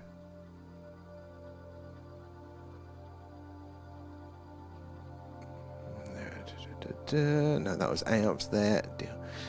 Bring the Sainsbury's back. It's like that guy who bought a van and has plonked it at a Loch Ness there, so he can go out every day and look. If I live near somewhere like that, I'll do the same thing. It is tempting, isn't it? So if you were somewhere like that, Roswell or Area 51, you'd commit your life to it, quite especially in this day and age when we can all meet together. You're not like the poor guy at Loch Ness who's doing it on his own. Might meet a few people that come to the pub nearby, but we can hang out all together, can't we? Here, there. And what is the universe expanding into? Exactly, Three Wise Men. That is my question. Like, we do not technically know how big the universe is, because we can never see the edges of it. So we have what is the visible universe, the bit we'll only see. But that might just be a bubble within a massive thing. Honestly, we have leading theories, but they're not leading in the sense that they're, are most likely to be true. It's just to our limited understanding. Even the Big Bang isn't really, is heavily contested, and it's quite a new theory there. And more universe, I guess, there. And what are you talking about, Ron Jeremy? There. And Viking there, roughly how many satellites are in space? So when we started about a year ago, it was about 14,500, and we know Starlink have been sending up a hell of a lot, so it's probably 16,000 now, and they want to go up to 100,000, I hear. So if we're seeing this many at for that many, imagine what 100,000 is going to be there. And Samanzi's in. How are you doing? There, we've got the camera working tonight down there. And Graham there, where does a low Earth orbit star and the outer space star in miles? So, very good question. I'm not a details guy. I cannot remember the numbers like that, sadly. But it's a very good question. And it is, again, these things aren't hard lines. They're kind of like blur into each other, just like, the density of the atmosphere starts to get less dense, so it is kind of a grey area. And they're basically the clever boffins have just decided, look, we're going to call this altitude, we're going to call this the literal definition of space versus not. So it's a very good question there, and somebody will know it in the chat there. And where are we? How are you doing? Loving all of the hearts there. How are you doing? The satellite train there, Scooby there, the Starlink. So it's phenomenal. Did we see one? I think I missed it there. And Sparkles, strange things at Area 51 there. Many small earthquakes passed. Oh, I haven't heard that one. Very interesting there. Do you wonder, is it because they are playing around with other technology? We know that, Area 51 generally, the whole of that training range there is divided up into areas. Area 1 to 70 something, I think, and obviously Area 51 is the bit where the aircraft, the air bases where they do test the spy planes. It's got that reputation, but that whole area just over the mountains from Area 51 is where they were doing all the atomic weapons testing. It's again big interest with the phenomena with that activity. Nice big bright and blue one here. Can we catch that? Zoom mode activated. So again, all the ones you've been seeing tonight. Now look at how bright this one is and how blue it is. In and of itself, that does not mean it is straight. Look, compared to that one, does not mean that it is alien. We can't say for sure or anything like that, but especially as we get these semi-frequently, but it does make you wonder what is causing that variation in brightness. Now, is it just a higher reflectivity of the surface area? Look, that's faded out now. It's faded out to nothing. Very interesting. So maybe that was just at the right point, the right arc in its orbit there, where it was reflecting from those solar panels, but it was still very, very blue. But yeah, so they, you know, all the nuclear testing that went on there, you can Google Earth all the craters is pretty interesting. So that's going to, but there's going to be other testing going on there as well still, which may be of interest to the aliens and things like that. Some people do claim that even the aliens have a base over there. I think it's the tall whites are actually to the Range 4 Harry rumour, if it's the word there, reported sightings. They're talking about they've got a little base over there where they hang out. I mean, it's an isolated space. Oh, we've got two in a line coming in from the top there. And Loch Ness guy, retired fight. Did he? Well, I hope he's having a comfortable life. That is commitment. And Samunzi there, the Big Bang was when the aliens turned the lights on. Well, this is the thing, you know, there's still a lot of questions around it. You know, is it a big bang and is it cyclical? Does it expand, bang, and then contract back down, and then bang again? Or is it like a Russian doll situation here? Do we have the Big Bang and then something like black holes form, which condense matter down to an infinitely dense point, and maybe then that bangs out into a new universe? Maybe that's how universes are formed. That's a legitimate line of inquiry for science at the minute there. Oh, it's still going. I didn't see it, Scooby. We've caught a few starlets, which are pretty cool there. It's cobalt blue. That's a good name for it there. I just call it minty fresh. There's which as well. Thank you for the hearts there. So guys, if you're just joining us tonight, we're doing a live UFO UAP, a Skywatch tonight, coming to you live from Wiltshire here in the UK, right in the heart of crop circle country, just down the road from Stonehenge. Glastonbury isn't too far in the other direction. So a very ancient mystical landscape here. Long history of the weird and wonderful in general, but these skies have a history directly with the phenomena there. So keep your eyes on the screen. It's lovely and clear. The camera seems to be working, touch wood. Oh, there's another two in a row there. Is that part of something? But yeah, keep your eyes looking for anomalous movement there. But do say hello. Let us know where you're all watching from in the chat there. Do say hello. I'm bouncing between two chats, so it's going to take me a second to catch up. Let's go back over to the TikTok there. And Dennis there, thank you for the follow. Where are you joining us from tonight there? Tubers, you'll have to manually let me know. It doesn't tell me who's followed over your side, so you'll have to let me know if you've joined the club. We can say hello there. You can call it improving your thingy algorithm. Where are we? There, and TikTok. Yeah, TikTok. I can't find anything about them there, and any programs. Maybe it's something new there. I mean, my first thought was when you're seeing sort of geometric shape or something that should be random or, you know, like clouds, is there some sort of gravitational thing there, some sort of property that's kind of shaping them there? Maybe not directly, that might not be the intent of the technology, it might be a byproduct. Like they do think that UFOs, by how their propulsion system would probably work, you know, would involve sort of a layer of plasma around the craft, which would be ionized and therefore would glow, would be bright orange to us. It's one of the methods. So it's like an involuntary glow. You know, it might just be part of it there. Not that they necessarily want it to. And maybe it's the same with the square clouds there. Oh, Susie Starlink as well. You've noticed it. Good guys there. And average there. If we put too many in space there, we are just going to trap ourselves on Earth. Big risk of that at the minute. Like, that is something that they're very, very worried about, is this this risk of what they call Kessler syndrome, the snowball effect of one satellite blows into a million pieces, and then those million pieces hit another couple of satellites, which blow into another million pieces, so on and so on, eventually knocking out all of the satellites, because they're not just, they're actually, I think it's like 17,000 miles an hour or something, these things are actually moving. So they're like speeding bullets, they're flying around. The International Space Station's got a few holes in it from a few of these, and you know, they just go around there. So that, if there's all that debris, all those tiny pieces going that fast, hitting another satellite, hitting another one, and yeah, they do think that we've got to be really careful of that, because all of that stuff up there would basically make, you know, space a write-off for us until it re-enters, which could be 10 years, it could be 100 years. There were no satellites for us there, no space activity. It is a big risk there. You have a pick of the space trade. It is very, very awesome. Sometimes you don't need the aliens, do you? You're just looking at technology, or the show that nature puts on is good enough there.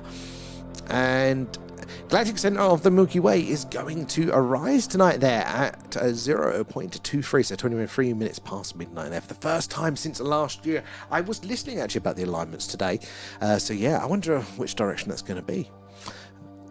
I've not actually caught it with my own eyes yet there, and Crummy there, how are you doing? I'm just going to call you Obsessed now. How are you doing, Obsessed? Good to see you. Thank you for the gifts there, Adam as well, and Neil for those. Appreciate that. All goes back into the stream there. And Big A, I believe, 100% there, and 100 there. But yeah, there's got to be life out there. In fact, even the mainstream scientific understanding of the phenomena now is, well, mainstream science there, astrobiologists do believe that life, it's just a numbers game. Life is going to be abundant. Back in even as late as the 90s, we still didn't know that all of these dots that we're seeing here, let me zoom in on some of these, all of these dots that we're seeing, these stationary looking ones, these are other stars like our sun, different sizes, different temperatures, all that sort of stuff, but we didn't know if there were other planets in orbit around them. Maybe our solar system was a rare one, maybe unique, but since we've got the technology, we're now finding planets around damn all of them, and since that point, just statistically, even mainstream science now thinks that life is just going to be absolutely abundant. Just a numbers game that's going to be out there. A lot of the other scientific community that's not directly involved, that they haven't caught up yet. They haven't got the latest memos. They're going, oh, you know, how do we know there's going to be life out there? They're a bit late to the party. But the astrobiologists in particular they're now got the technology just about to look at the atmospheres around those planets in orbits around other stars. Very clever how they do it. And they're analysing the atmosphere through its light, and they're now able to roughly tell what gases might be in that atmosphere. Some gases, as far as we know, are only made by technology. You know, think of the CFCs, the hole in the ozone layer for us here on Earth. That would be a techno signature there. They haven't found those yet, but the gases that we know are only made by organic life. Think like not methane, but you know, being produced like that from organic life. They are seeing loads of potential hits for that. Now, the technology isn't quite precise yet, so it's not 100%. But in that community, they're going, we're getting so many of these hits. We just think life is absolutely everywhere. So, and it makes sense, doesn't it? You know, look how abundant life is here on Earth, how diverse it is, and obviously how, you know, capable it is to survive in a range of environments. So yeah, definitely possible that I think, you know, looking back at us now, maybe some other eyes there. And Jack there as well. Thank you for the follow. Where are you joining us from tonight there? You believe they're aliens of all kinds, and I think that makes sense, Big A. I think that makes sense. There's going to be a hell of a lot of different environments up there in the skies and all those different planets and stuff.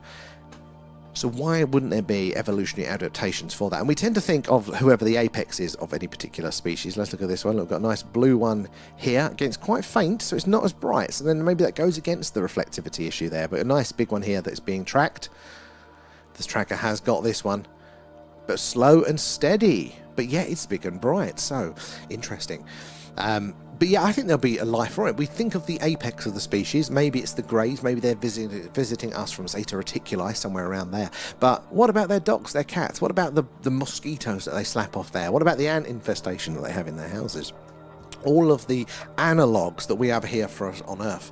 And you think it probably would be as diverse. It's unlikely that you're just going to get any one intelligent species and a handful of plants on a planet there, because species becomes more complex and more intelligent, as far as we understand, through evolution, because of the competition from all of the other life, the threats, you know, competing for resources. You know, life has to become more complex to advance there as well. So yeah, you're unlikely to just get a grey alien develop on a planet there, because it wouldn't need to be more than a blob if it didn't have a predator to hide from and things like that. So I think you're very, very right there. And I just realised my laundry was messing with my screen. Your laundry? There. And 5 p.m. where you are. Where did you say you were there, Big A? 2 movements, good, 1 obsessed. Keep up the good spot in there. And Big O, thank you for the follow. Where are we there? Could Agent Marcus please send me the Dr. Peppers? I bought some Dr. Pepper the other day after you were talking about it. I hadn't had it in ages, and I was strongly disappointed. Jojo there, thank you for the follow as well. Good to have you in. Guys, if you are just joining us tonight, we're doing a live UFO, UAP, Skywatch here. Coming to you live from Wiltshire in the UK, right in the heart of Crop Circle country, and just down the road from Stonehenge. So do make sure you're following, subscribed, whatever it is, where you are there, and that way you'll get the notifications when we go live, because we're on pretty much every night doing this. If it's clear clear night, it's this. If it's a cloudy night, we are searching the hydrogen line, which is the channel on the radio dial where scientists theorise that if ET is out there, this is where they would put the message, hello, is anybody else out there? It's where they heard the wow signal. But yeah, do say hello in the chat. Let us know where you're all watching us from. And I'm just finishing up the TikTok chat, and then I'll bounce back over to the YouTubes. Then Thomas, they are saying Nordic aliens are more advanced than us, and that's why they can't help us. It's very interesting there, because you'd think more technology. Why don't they just come in and save us, you know? And there's a very interesting thing here, like, maybe they could, in theory, with their technology, but then they're robbing us from the chances to learn. So this is obviously like how you're meant to raise kids. You know, you're not meant to step in and save them from everything, or they never learn how to do it for themselves. You only step in, don't you, as a parent there, if the mistake that they're about to make is going to cost them more than they can afford, essentially, you know. It's going to be life-changing. Other than that, you know, sometimes we have to learn the hard lessons. We have to earn the knowledge, earn the advancements there, and maybe that's what they're doing. Maybe they're keeping an eye so we don't fully wipe ourselves out, but letting us make some expensive mistakes, so we do grow and we learn. And I would argue that we are doing that as a species. We are protecting ourselves there. We are going forward, we are advancing. It might be slow, there might still be plenty of horrors and some new ones that we might not have had before, but I think overall, over time, that curve is going up. And first rule of the Thing Club there, X does not disclose. There, and call me Karomi. Is that it? Is that how we spell it? Is that how to? Because every time I go, I haven't said it. It's Karomi. I think that. And every time I get it, I change how I pronounce it. And stop disclosing your profile shot. There, and Sipri, there, what the meteor shower is it? So at the minute we're not going through a meteor shower, I don't think, at the second. We're just watching the skies. We're seeing a lot of man-made satellites, and we're seeing some coloration, but we're not seeing the interesting ones just yet, and that only means that it is still to happen there. Surprisingly, look, it's quite a nice clear sky. We can see a lot of stars, but because the moon is up tonight, that's quite bright. It's doing our night vision in. We would normally be able to see all of the colours of those individual stars as well. Some really deep purples, some oranges, some reds, all that sort of stuff there as well. So it's not technically the best tonight. I mean, I think we're about an 8 out of 10, but we can still see some movement. Yeah, we still need to see some more anomalous stuff there, so keep your eyes peeled. It's just coming up later there. See, I live over the road from an electric power substation there and pylons, but I see them, but that surrounding area, and I live in the Midlands. It's puzzled you there, and maybe there's a connection with that high voltage. I mean, we're tying in possibly with the plasmoids theory there, that, you know, sentient life could be in the form of, you know, plasma balls basically, and they could be drawn to energy sources and things like that, just as sort of a feeding source. Very interesting evidence for that. It's not a slam dunk yet, but there is evidence that could point that way. I do lean towards that as being part of an explanation for the phenomena there.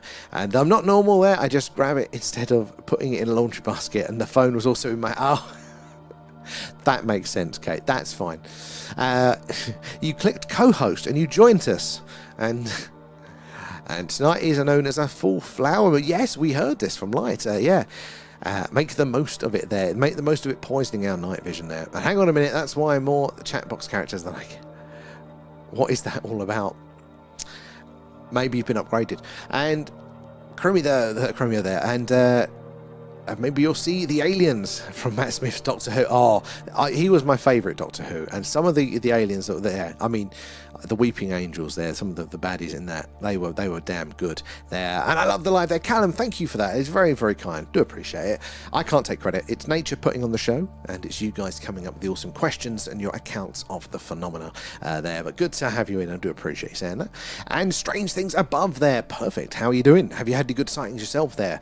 Thank you for the follow. And the ETA, the acrid meteor shower peaks on May the 5th and 6th. Oh, we'll have another good meteor coming up there. I loved the Stonehenge episodes from Doctor Who. I don't think I've seen those yet. And just down the road as well. I think so. Right, I'm going to switch you back over there. Adam's well coming in with the likes. Appreciate that. It is the likes and shares, guys, that helps us reach more and more like-minded people there, like yourselves. Again, the more eyes and minds on the phenomena, the more we can all piece this puzzle together there. Right, popping back over to the Tubes chat there. Let's have a look, see where we got to. Oh, that was Defo Starlink. You know, how did I miss that one? How did I miss that, guys? A lot of you guys saw the Starlink there. 2 in a row is train tracking. Oh, I've often wondered why there's quite a lot that do seem to be, you know, very close by there. And Dulce Base there, New Mexico, is a very interesting place too. A lot of people do call it like Area 52 as a bit of a joke there. Lots of history of the phenomena, and you know, it does make sense. Can't remember who said it now, but they were saying, look, they've got enough craft now, and the way the military works and their research development is that these things are kind of spread out anywhere. You know, there's even reports of them just being in various sort of hangars in LA. You know, quite amongst things, and it makes sense, doesn't it, that maybe if you're very precious around something because it's the only one you've got, but you've learnt more and you're more casual with it, it doesn't have to be Area 51. And also Area 51 makes sense for, you know, possible flight testing if they think they can fly the damn things, you know. But other than that, lots of different bases have different specialities, whether it's a specific science or a specific benefit, anything like that.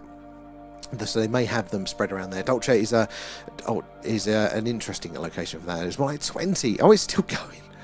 Well, there. What's the one in Utah? Is that Dugway? Maybe there, Raph. That does ring a bell there. Our bedtime for Mayor. Thank you, Mayor, for joining us. Do appreciate you hanging out with us there. Swansea there. They say space is ace there. It isn't just about alien life. Exactly. Space in and of itself is absolutely fascinating. You don't just need the aliens there as well. And your king is getting ready to board the flight back to the UK. I mean, I'm looking forward to the next generation. I'll probably get trees. I'll be in the Tower of London for that one. Zoom mode. Let's have a look at this one just coming in. This is a nice and fast. Again, at the minute, steady, straight. Nothing about it is anomalous, but it does look particularly interesting there. Good spotting there, solo fisherman. Good spotting. Right, as I zoom back out, keep your eyes on these things because we need to observe it to doing something strange there. The change of... Oh, there's one coming in front of me there. The change of course, speed, trajectory, something like that will tell us that in fact it is a little bit stranger. It is in fact not a man-made satellite and in fact, yeah, potentially a UFO or something like that. It does happen, but it is going to be rare. We're going to see more of the satellites than we are going to see the strange ones there. Oh god, tubers, I'm quite behind in the chat. I didn't realise I was this far behind. Let me catch up with you guys. Big A, a big apple. Dr. Perry and Cherry Coke taste different now. Oh, I used to love Cherry Coke when they first had it, like years and years ago. That was something special there. Yeah, it's not quite the same. They take all the good stuff out of it there. Maybe he's leaving the US now. Used to love the old Cherry Coke. Yeah, that was a good one. And Nordic aliens are the ones I met there, and they are benevolent. And I wonder what the link is, because again, being humanoid, being so close to us there, we must have a direct linkage there. 100% there, someone see. And living like there. If a plasma is true, then... Oh, sorry, panspermia, sorry, totally there. If panspermia is true, then the cosmos isn't... just a place where life happens. I think you are very, very right. So guys, panspermia is the idea that life can be seeded in the same way that you know, a flower, a dandelion, its seeds will get blown off of the flower and then just caught in the wind and distributed around there. The same principle they think might be true for space there. We know that we share rocks with Mars and Venus and vice versa all of the time in our solar system there, but it might be true over longer distances with other rocky bodies as well. So if those organisms, simple organisms would expect, can actually survive on those or in those rocks and then survive the re-entry, then you could transfer life from one planet to another. But then directed panspermia, the idea that actually somebody will do that sort of thing, they'll put their own seeds out there to seed life around the galaxy. But I think there's a good argument to be made that has at least happened here in the solar system. Maybe it's happened over those bigger distances. Maybe when the sun was growing up in its stellar nursery with what we now know to be over 6,000 siblings, which is quite rare for star formation, there in the stellar nursery, when those stars were all closer together, maybe those sharing of those rocks there was a lot easier. Maybe we've got cousins on those other stars. Maybe the origin point of abiogenesis, where life started from zero, different form there, maybe it didn't start on Earth. Maybe it started not in the solar system, maybe started on another planet. But interestingly, looking at life on Earth, the scientists recently did the steps involved for how long it would take for life to go, I think, from singular cell to more complex, to like where we are now. And there just hasn't been enough time on Earth. And Earth has been habitable for, what, 2 billion years? It's cooled down enough. And surprisingly, life was instant there. You know, pretty much instant there. In fact, it was a lot earlier than the scientists would have expected. We didn't have to wait for a random selection of events. Just Earth was habitable it's stuck there. But where did, if we're 2 billion years short in that development, if we think of what life needed, and, you know, we've not got the time here on Earth, well, Mars was habitable for about 2 billion years before the Earth, and it was pretty solid. So maybe it developed there, or maybe it survived there. But yeah, it looks like it is absolutely everywhere. And a minnow there. Do satellites travel at the same speed? So I think they're in quite a close range. But it does vary. Essentially, like here on Earth, if I rolled a ball across a flat surface, eventually it would peter out, because it's, even though it's a flat surface, it's hitting the resistance of our atmosphere, which ever so slowly slows it down. But up, obviously, they're in space, and the higher up you are out of the atmosphere, there's no atmosphere to slow it down, so you just keep on going. So what they do is they just go, get it in the right position and just send it off, and it'll just roughly travel at that consistent speed. But I think there are ranges with them as well. I think the International Space Station is like 17,000 miles an hour, which is insane to think that they're flying that there. And wise man, that I'm drinking a Dr. Pepper now, and like Alan Partridge says, it tastes like fizzy Benylin. It does, it really does. I bought some, it's a cream twist Dr. Pepper. I thought, well, that looks interesting, like a cream soda Dr. Pepper. I checked, it wasn't the sugar-free one. They always catch you out with that, but it tastes like sugar-free. I was very disappointed there. And Scooby, life happens in the strangest places, and conditions, we are still finding different ways. We are, like, you've probably all heard of the habitable zone, the idea that life on a distant planet there, it's got to be far enough away from its sun to not evaporate, so it's got to be cool enough, but also not too cool that ice is frozen, so liquid water.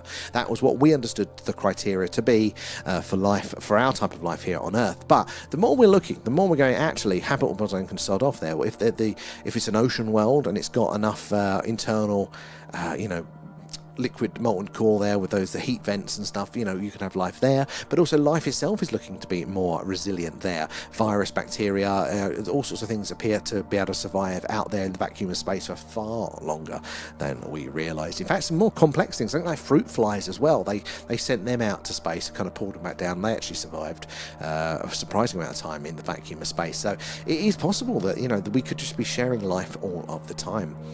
And if the Matt Smith speech, Stonehenge speech there doesn't make your hair stand up, no.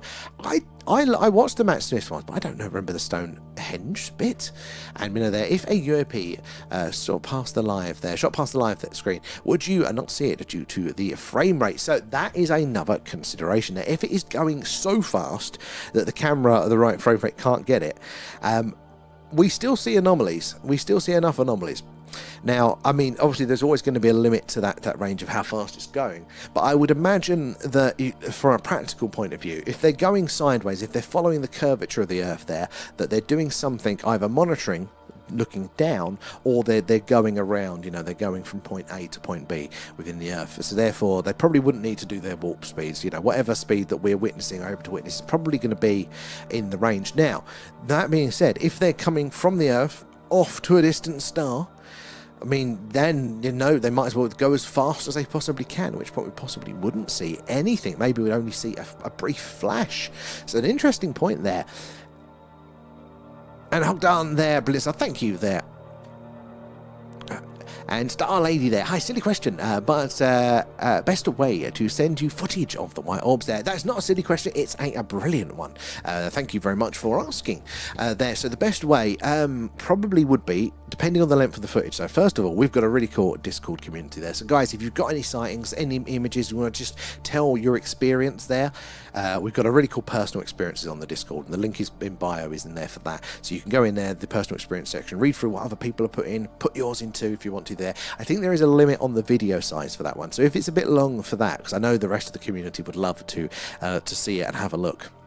If there is a limit on the video, then I think if you go on the tubes, there should be an email address. If you click on the About Us, and then you can drop that.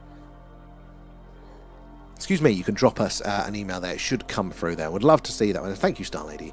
And Samunzi there. Yeah, Mars. I really do wonder what happened over there. Are we a product of Martian life? I strongly believe so. And then you look to you know, the stuff that appears to be on the surface there, go, that really does look like a structure. That does not look natural at all, and there's a lot of it. Very, very interesting, that what could have been there. It was very, very habitable for a very long time, and plenty of time for life to develop and become advanced there. I mean, we still think there is active microbial life on the surface at the very least there, so we know it's probably had life, you know, there, and so the potential has always been there. And then you take into account the is it Xeon 125 or something there, particular element that is detected there, which we only know to be able to be created either in a supernova or in a hydrogen bomb, basically a fast nuclear bomb, the modern ones there. And there ain't been no supernova, because we'd have seen that on all the other planets in the solar system. So where did Mars get that from? It looks like Mars may have been nuked there. Mars still has a large amount of groundwater deep underground, so this is the thing they do. Ice as well.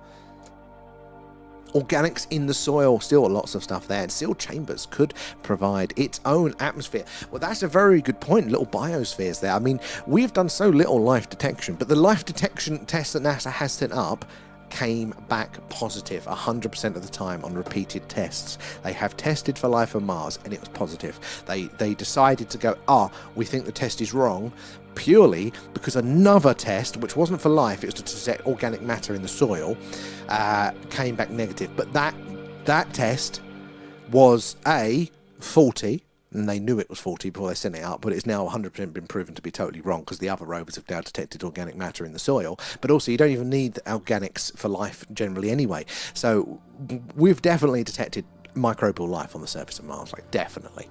And Raf there, it's when Rory was the Romans. Oh yes, yeah, come on then, the Doctor, we'll see you now, and the Pandora box.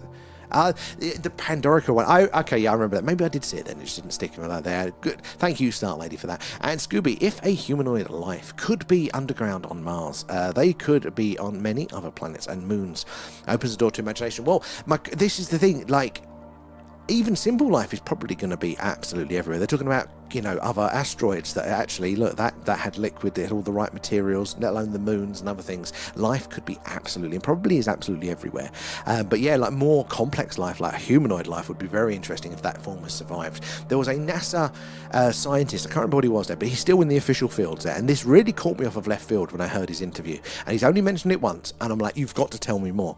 But he was talking about Venus. Now, Venus is not like Mars. It's almost the size of Earth and mass, about 95% there, much closer to the Earth than Mars, but it's hell. It's such a ridiculous pressure on the surface, it's such ridiculous temperature, it rains diamond and liquid metal, very acidic atmosphere. It's a hellhole, basically, like a literal hell. But the clouds are quite Earth-like, the atmosphere around there, and we do think that we have detected, again, this signs in the clouds there. There's gases that, as far as we know, only life can make that gas. So maybe there's microbial life left from its when Venus was habitable. Maybe there is something left from that. But he said, he dropped this one in there, only the Russians have sent probes to the surface of Venus, and only a few of them survived because of those crushing pressures for not very long, but they took some images of the surface, and he mentioned this astronomer works for NASA. He said you could argue that in those images there looks to be potentially like crustacean style life, like crabs, and I've studied those pictures. I can't see what he's talking about there, but if he's spotted something, Zoom mode I'm activated. very, very interested in that one. Like the idea that maybe life, or whatever happened to Venus there, was slow enough that life could develop for that environment there.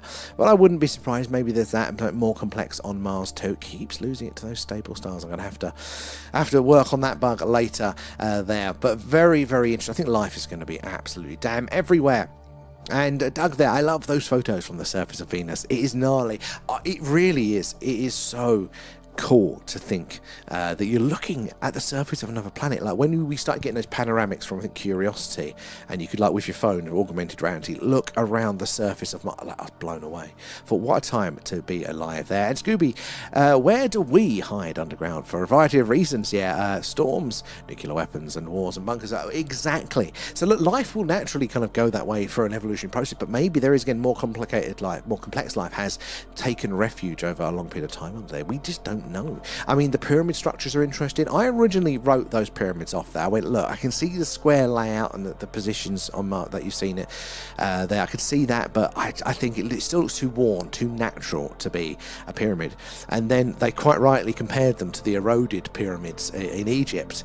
And you go, actually, they do look like a spitting one-to-one now. Thank you.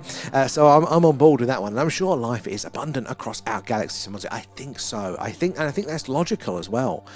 Why would we think we're special? We've not learnt from the day of Copernicus over the days of, sorry.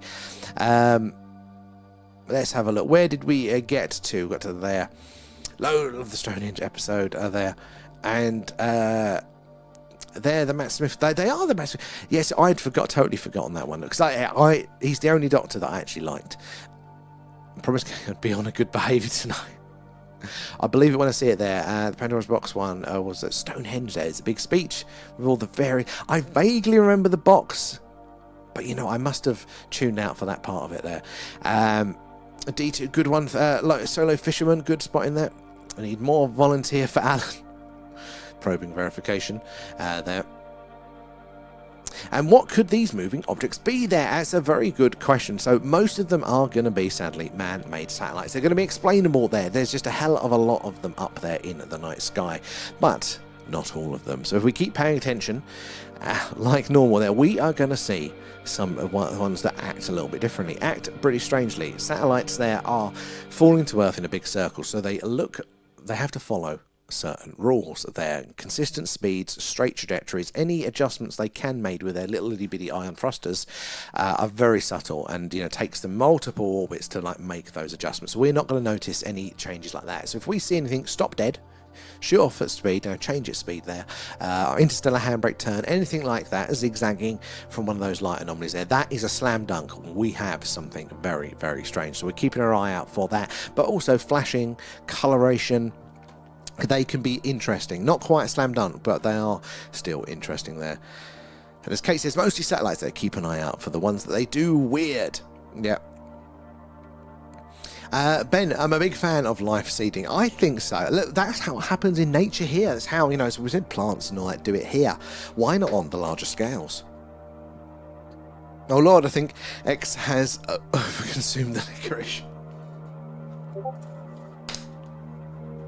You got to share the licorice. God, I want sweets now. And Grandad M there, 19 minutes to go around the Earth, the ISS. It's crazy, isn't it? The speeds that it's going, it only takes the International Space Station 90 minutes to orbit the Earth. Insane. Get the fez out. Where's Leanne done with my fez? For situations just like this, it doesn't fit on there with the, hold on, the headphones. There we go.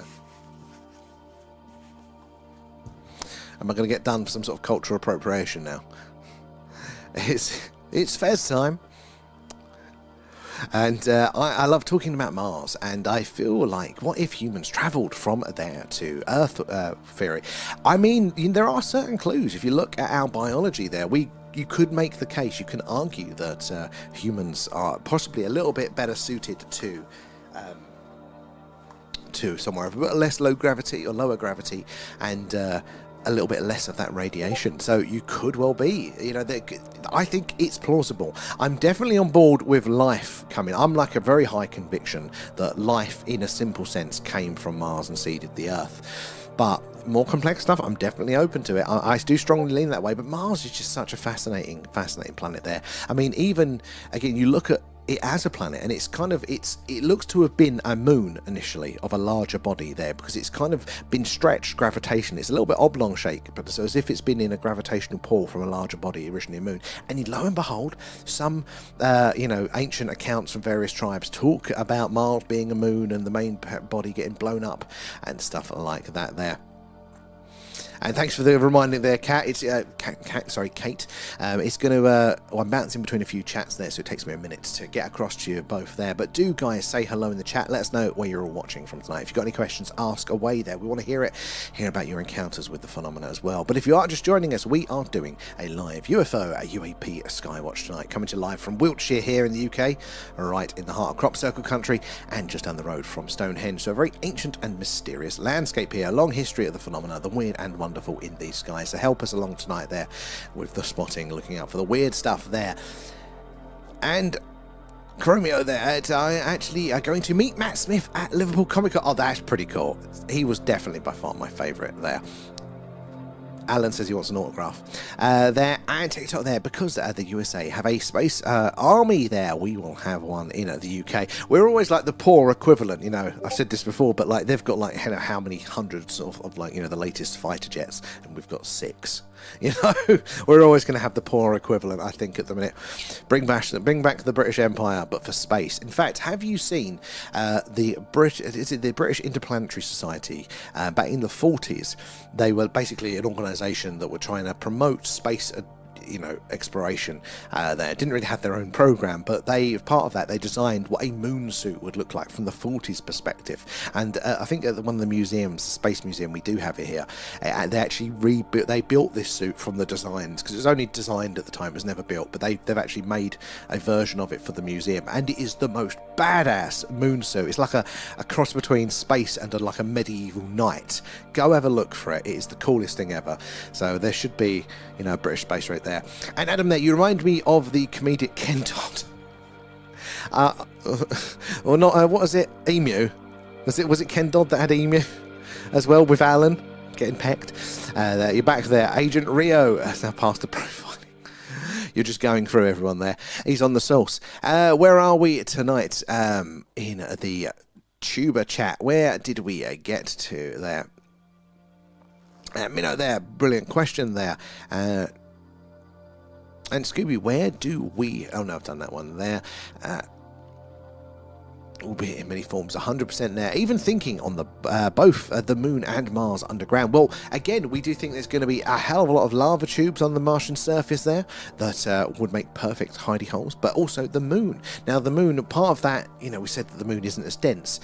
We do think that it's possibly some sort of honeycomb structure, that even if it's not like a man-made honeycomb, but maybe lots of lava tubes and things to explain its profile there, like, you know, when they crashed one of the boosters into it as well, like it rung like a bell, those geometric surveys. So that's how they survey the inside of the planet here, is that if there's an earthquake, those shock waves come through the planet and we detect them on the other side, and how fast they take to get to us tells you if there's something solid in between or not. So that's how they survey it deep in the ground, if in the Earth surface. Did the same thing on the Moon, and it's odd, it feels like it's, you know, it's possibly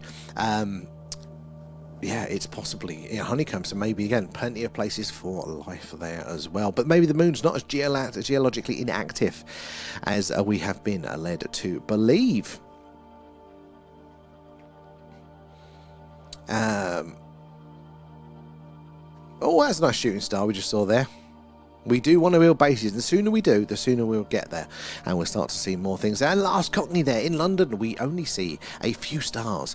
When you see loads of them, they lose their magic. So I would normally agree with things like that. But I come from Essex. About a year ago, we moved out here to the country, middle of the country, Warminster. And the first thing I noticed on a clear night, it was just how many stars I could see, and I was blown away. It was amazing. And I tell you, I'm still just as interested and just as blown away by the stars. They've not lost their novelty. Maybe it's because we have a lot of cloudy nights here in the UK and it hasn't been enough to burn it out yet, but I don't know. I am never surprised. Like the excitement, because we had that long run, didn't we, of cloudy skies here over the winter. And I don't know when it was February. We got one clear night, so we got the camera out then after, you know, what, like a month or so of just clouds, and seeing the stars again, seeing their colour, the movement of the satellites and things, I was just so blown away. And Scooby, that we have known asteroids travelling between Earth and Mars constantly. We just need to catch a ride when they pass and can mine for more. That's actually very true there. We're always sharing these rocks there. And Cockney there, D2 has a show. Good spot in there last Cockney, so I'm a bit behind. Again, it's things like that, though. The meteorites there, the Starlink trains, even without the aliens, there is a show to see. Now, again, this isn't its best quality. We're probably on a 7, 8 out of 10. It's clear, but the Moon is very bright, and that's why it still looks blue to us there. That's doing our night vision in a bit. So normally, like on a properly clear night, in a few days, maybe next week, when the Moon's buggered off, and we get a clear night, then we're going to see all of the colour of those stars there. The reds, the oranges, the purples, the brilliant whites there. And it is absolutely stunning. Stunning. So an Australian then. And you'd fit nicely in the band Madness with that hat. I've got a collection of hats. I'm not sure why now.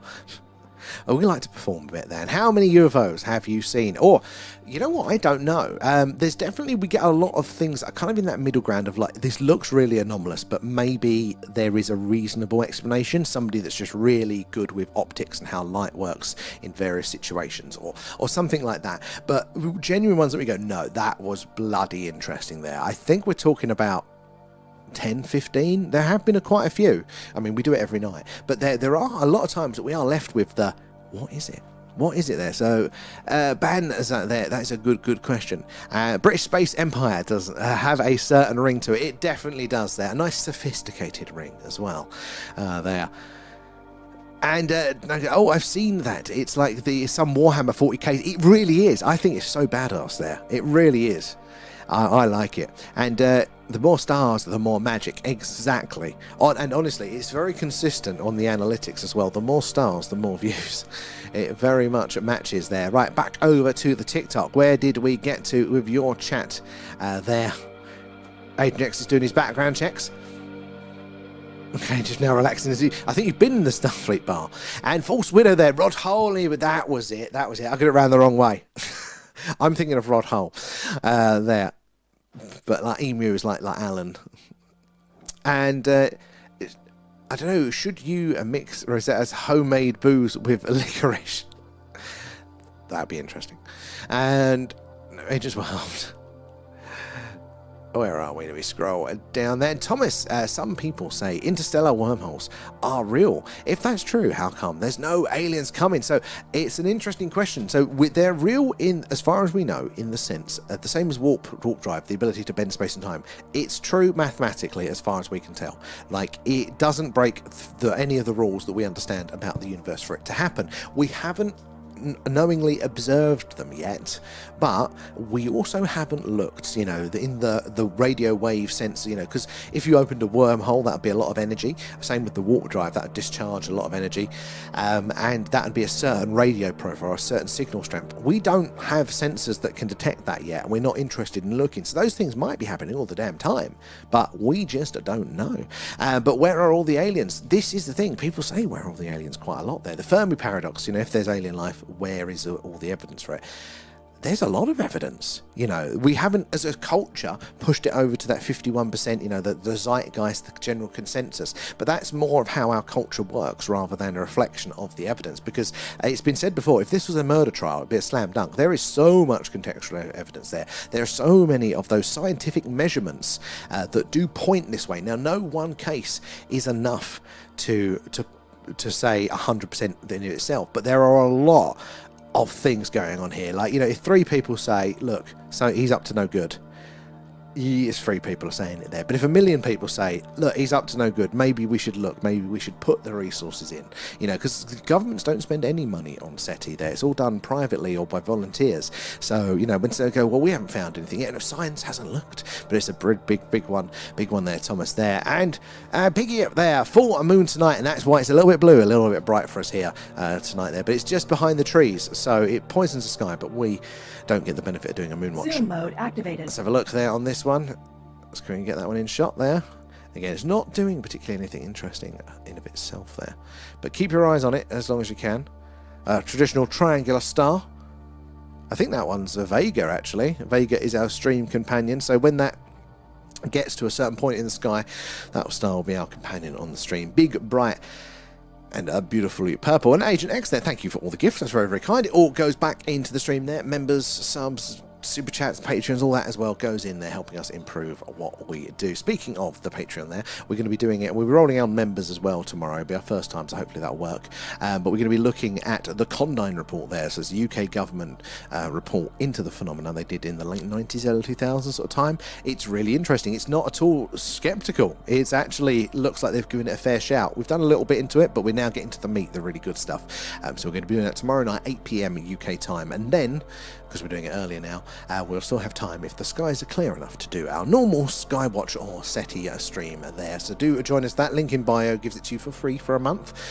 So yeah, you better try it out there, or just get a few free ones in and see if you like that. We'll really get into the meat of those.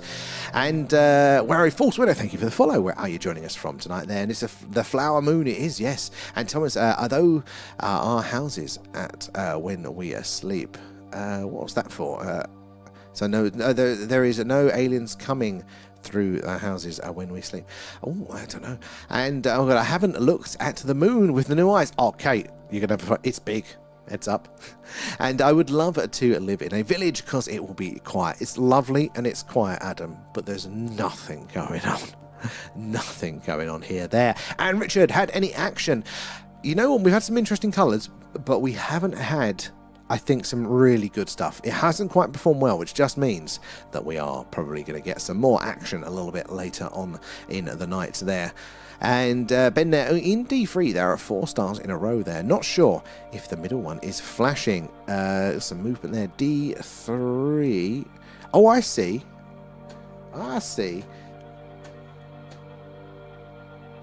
These ones. Is it these ones? Yeah. I'll keep an eye on it. I can't see anything at the second, but good spotting there, Ben. And Rodhole and Emu were from Yorkshire. You know what? I'm not surprised.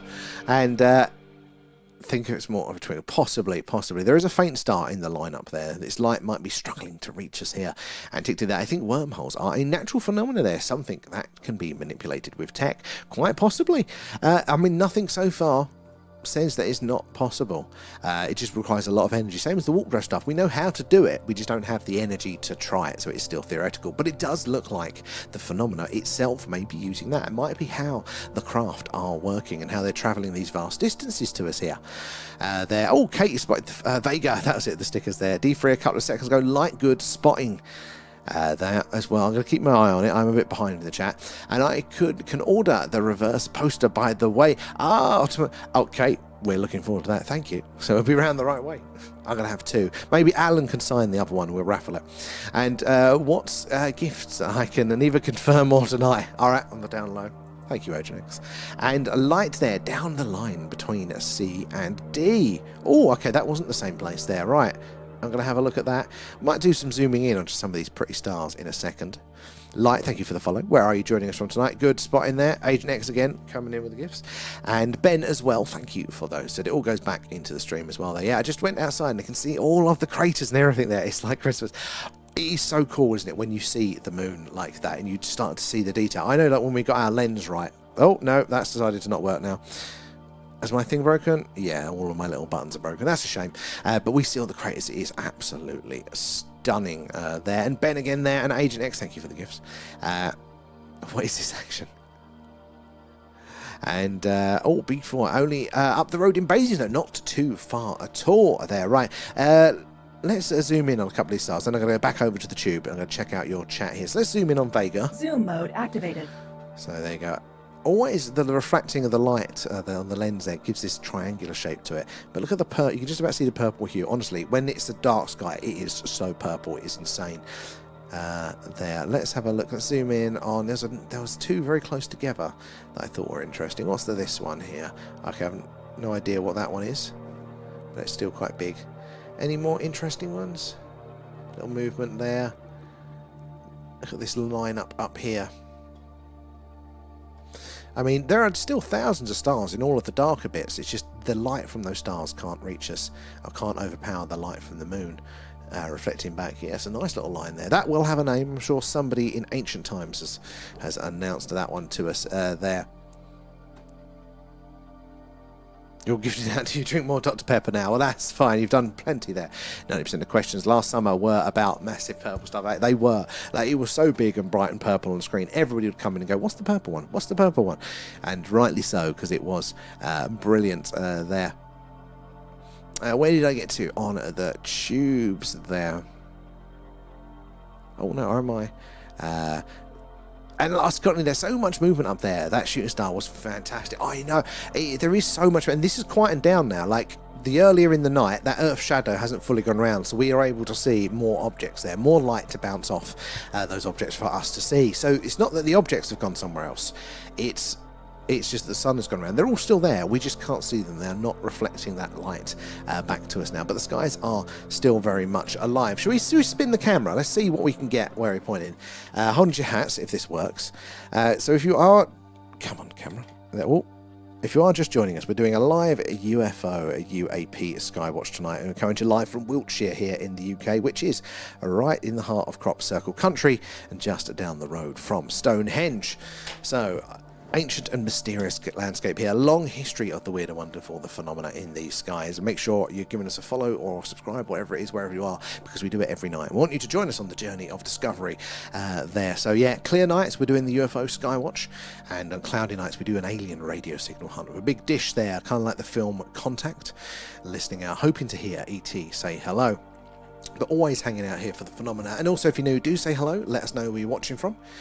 I'd love to hear from you there, and if you've had a phenomena. There we go, look, some more movement over this part of the sky. I was wondering if we'd see less, but no, we're actually seeing just as much movement on the screen there.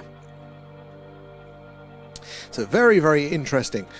Light there, thank you for the gift, appreciate that. All goes back into the screen, into the stream there. Unless Alan gets his hands on it there. Please ask V back, the gifting is tiring. She's off on an adventure in her Audi. We don't want to interrupt that. And I shall now pass the gifting duties over to Alan. No chance. Alan's tight there. Queen's need there, exactly. Oh, C1 and C2 there. So I'm actually caught up with the chat now. So, where are we? Come on, cursor. All right. Oh, no, wrong one there. C1 and C2. A bit late, but you did there. There was one there. So yeah, remember this is not the best. We said we still got the moon is bright tonight, so that is where that blue's coming from. It's poisoning our night vision.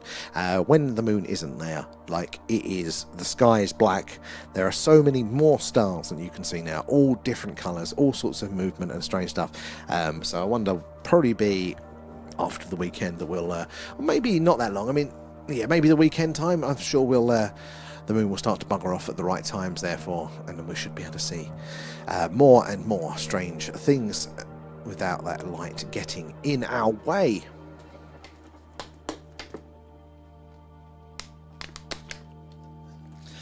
Touch wood tonight, guys. The camera's worked.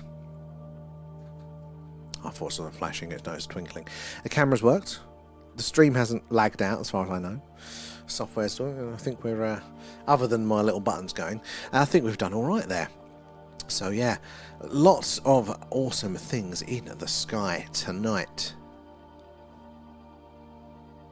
Faint movement there, but it's not anomalous yet. Got to keep our eyes on it there. We need to see it do something strange before we can call it anomalous.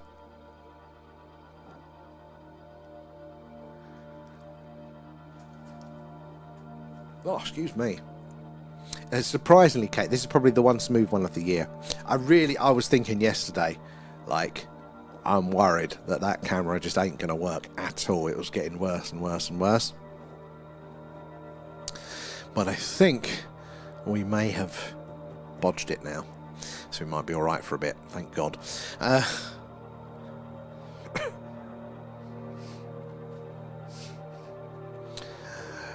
have a look. Yeah, no, it's a bit quiet as part of the sky, but we're further around, so we're more in the Earth's shadow. So we would expect some less activity. Right, should we spin it round back then, and let's have a look to see if we go the other direction from where we were. So just past Vega there. Hold on to your hats there. Oh, when does your radio interview go out? So it was a live one. I don't think they do a replay. Is that Vega? That's Vega. Oh, we're gonna have the tree. Let's keep going with that. Yeah, so I think it was just a live. You could listen to it online, but I don't think they do a replay. I'll have to check, actually. But, yeah, hopefully we'll get a few more local people. Look, there you go. Let's see how bright that's getting now with the moonlight. So we're getting close to the moon. It's behind these trees. Let's go back to Vega, actually. I think we had it best.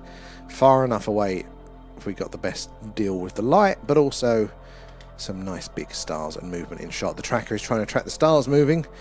It hasn't realised we're tracking. There we go. That was the best I think we had. Vega in shot there, just up in A2. So yeah, be sure to post it and pin it to the page. If I can find it, yeah, I'll definitely post it there.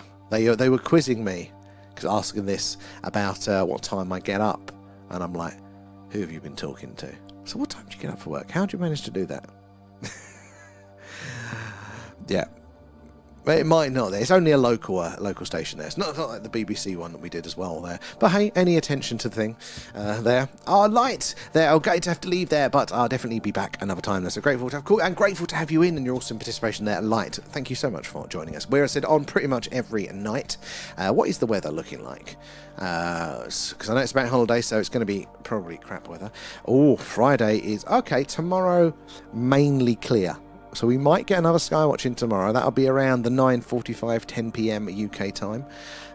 What is Saturday? Raining.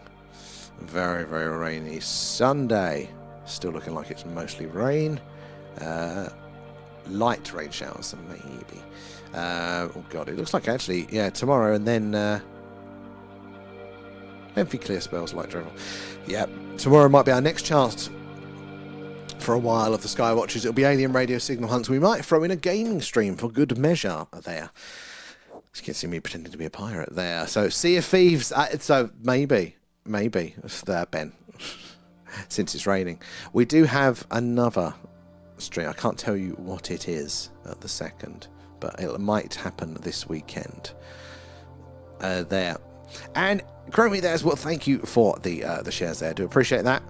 Oi, oi, how are you doing? Good to see you in. A night light there as well. Thanks for joining us there. And why are some UFOs using flight paths and not showing up on a radar? So that is a very, very, very good question. Sometimes they do show up on radar, and there are some interesting accounts of this, but not a lot of the time. So you're very right to point it out.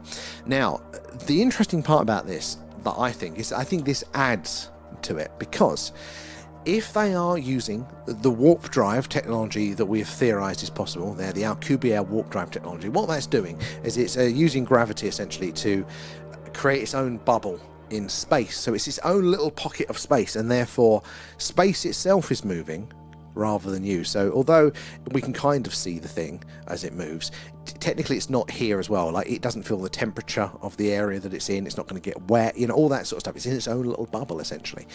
So light, because of that strong gravity on that bubble, will bend around the craft there, and the same is true for radio waves.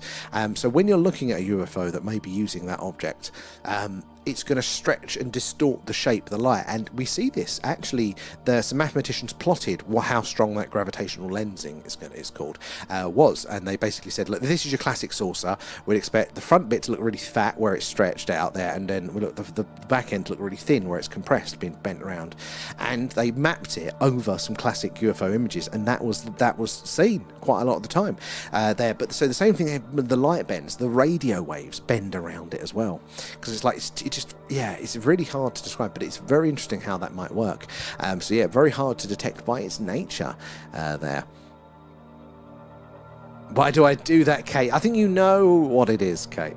It's not in of itself. It's nothing like a fancy new sort of stream, but we're going to be launching something, but I need to get something else set up, and I'm hoping to do that over Saturday there.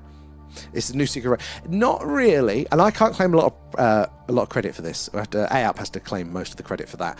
But you'll see. I don't want to give it away just yet. But it's something very cool that AAP's put together for the stream. And spoiling us. No, it's not me. It's not me. It won't bug me. You know what it is there, Kate. Yeah. Oh, it's fun. It's fun. It's in of itself. Yeah, you'll like it, I think. There. And Ben and Light and Oyo there, thank you for the gift. Appreciate that. All goes back into the stream. Where are we? Swansea there. Modern technology is working there. Behaving itself. Good grief. What is going on? I know. I should play the lottery tonight, someone say. Like after last night's debacle, me and the camera and all the equipment had some serious words today. And I mostly won the battles there. Mostly. mostly. There's still a few bits that I was hoping to get working that didn't, but I'll take this. If the camera's staying on and it's not doing its weird washed out colour thing, that's enough for us for now. And last company there, Vega is very, very bright. It is, and it's only going to get brighter there. Like, it's going to get more purple when the proper colour balance, because that, like, Vegas sticks out like a sore farm. It is big and it's bright and it is purple. And it is our stream mascot for the summer. Spoilers there. Yeah, it's going to be UFO scuba van. If only. No, it's going to be. We're going to launch a thing with a special stream. It's not like a new stream. It might be like one of our backup rainy day stream ideas, but yeah, it's not like a. We're going ghost hunting, but it's another really cool thing. So you'll like it. You'll like it. It's Alan related, I can give you that much, but I can't take credit. It's an A up one for that. So yeah. Vega is returning. Nature is healing, Kate. It's big, it's bright, and it's purple. Alan gaming stream. Yeah, actually, it'd do better than I would in most of those damn games. Still got no... Did we with the alien phasmophobia one? We couldn't get past level 1. Oh, thank you. There's someone see there. You guys are fantastic, and again, it's you in the community that do like most of the work, hanging out with me every night, babysitting me. But your awesome questions, your knowledge as well. There, nature putting on a good show. So I can't take all the credit, but it's very, very kind there, someone. And we've got the other alien one to try that. Oh yes, yeah, the probing. What was it called? Research or something, roadside research. That was it that we want to play. So we like to play when we do mix up the streams. We've done enough of the signal hunts. We get a bit bored on those rainy long spells. Throw in an alien themed game. It's normally alien themed. So the alien investigation abduction one was called, but there's one where it's called Roadside Research, and you play as aliens. It's like an American gas station simulator where you kind of have to build your gas station. Customers come in, you serve them, and then you buy more shelves and more products and upgrade your gas station. But you're aliens, and at the same time, you're trying to not get caught out by the authorities so they realise you're aliens, but also be researching the humans that come in to the gas station and stuff like that. So it's a really weird combination, but there's probing in it, so I thought that's going to be great for us there. What community? Agent X, as he's standing right into the community. How long have you been with us? And Thomas there, they probably think the pilots are either drunk or tired from flying and think they see bright lights there. I mean, yeah, a lot of people do think that, and that's why a lot of pilots don't actually talk about their experiences, because that's literally what people thought. They'd go, right, now you need to go on a psych evaluation, you've gone crazy, or maybe you've been having a few drinks or something like that. But now it's easier for the pilots and professionals generally across the board to kind of go, look, I have seen something strange. They are saying it. A lot of people are seeing it now. There is a smoke, and then there is possibly fire. Told me to Google it, and I immediately forgot what it was called. Roadside Research, I think. There I go. Yeah, that's the one. Day one, I'm just a newbie. You can't claim that one. It's not your first day, Agent X there. I think it is a PC one. Roadside Research, that's it.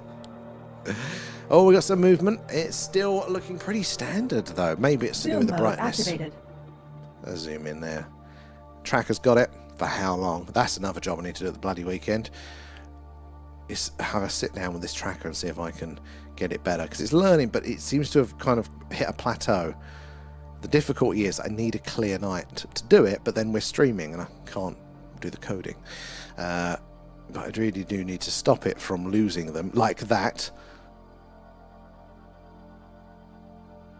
That's weird. I wonder why it's doing that. Shannon, how are you doing? Good to see you. And Scooby there, Google has a very long answer to why satellites reflect colours, different colours there. Anti-reflective coatings cause a distinctive blue tint. Okay, that's interesting. That is interesting, because we do see, and it's quite common, those blue ones we zoom in on, the minty fresh ones. So it makes you think, if it's that common, it's got to be something part of the main satellite, routine. But it's a bit ironic, isn't it, that the anti-reflective coating makes them incredibly bright and reflective, or that it's not working there. Yeah. Be very, very interesting to see those very distinct colours from it. I wonder, because you can reflect colour over these distances like that. How solid is the surface going to be? Makes sense to the blue though, because that's like a tinge on the white, isn't it? They're all flash in B3. Cursor, come on, let's zoom in on this one. B3. See if we can see that one again. I missed it. Let's see if it's coming around then. It's a spinner heading to A. Oh, I missed that one. I don't know. That's what we're looking for. I'm going to zoom back out, actually, so it hasn't flashed in that time. Are we in B3? Yeah, we are in B3. So everything up there should be moving, should be in motion. And if we see anything that is hanging around in the same spot long enough to flash back to us over the course of minutes, seconds, or even longer sometimes, as we have seen before, that is quite anomalous. The only things that are stationary up there are Lagrange points, which are far too far out, or the geostationary satellites, which are much more equatorial. Actually, we have moved the telescope, not the telescope, the camera. Let's make ourselves... Yeah, no, this isn't pointing in that direction, so we shouldn't be seeing anything that is there stationary long enough to flash back. See if we see it there. And Herman there, good evening. How are you doing? And thank you, that's very kind. There. Oh, Carl, how are you doing? How was it today? It is a spinner heading into over there. And we've still got some movement on the screen. Where are we? Back up with the chat. I think I missed a few. Oh god, I did miss a few there. There's Shannon. And Taurus, that's not me. That's not to me, not flying. Again, in case the UFO takes the plane over. There was a Brazilian story where apparently they did put the pilot, didn't they, an amateur pilot, into a trance, and then that pilot was communicating with air traffic control. But as the aliens, very, very weird there. And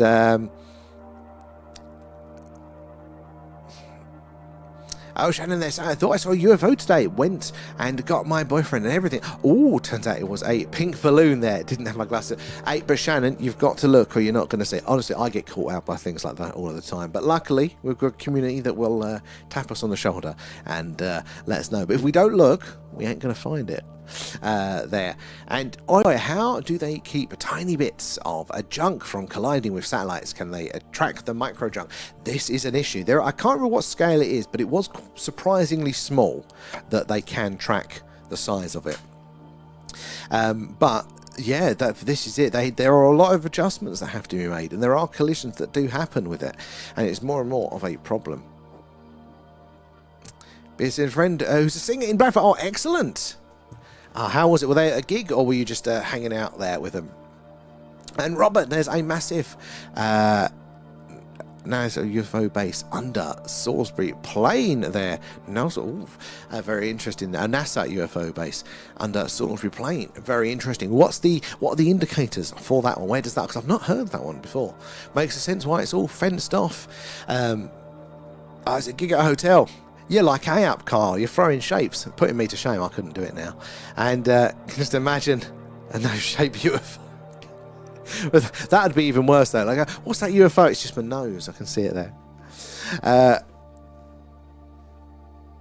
And yes, it is dear Herman here. There, wishing you all well, and I am well. I'm glad you are. They just stumbled by a random stream, you see, and you're very, very welcome. Welcome to our little cool part of the internet. We're doing a UFO, a UAP Skywatch tonight, and we're currently live from Wiltshire here in the UK, which is right in the heart of crop circle country, and just down the road from Stonehenge. So a long history of the weird and wonderful in these skies. In fact, this little village, this little town that I'm in right now, hence our stream name, had a thing here happen in the 1670s, a UFO flap that had landings, abductions, missing time, strange lights in the sky, people having phone calls from ET. It had absolutely everything, basically, over a 10-year period, quite consistently. Like, people would travel internationally every weekend to go up the Iron Age hill forts that's around the town, and then see strange things. In fact, some of those people would travel, internationally. In one case in particular, although it's happened twice, but one case was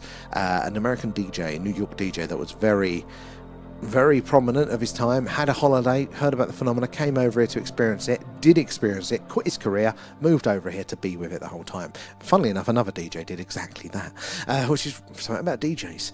And I suppose I'm technically not a DJ, but I do work in broadcast, so you know, maybe there's a connection about that. But yeah, lots of people had those experiences over a long period of time, and it's called The Thing. So that's where we get our channel name from. But are these guys still active? Are they still alive?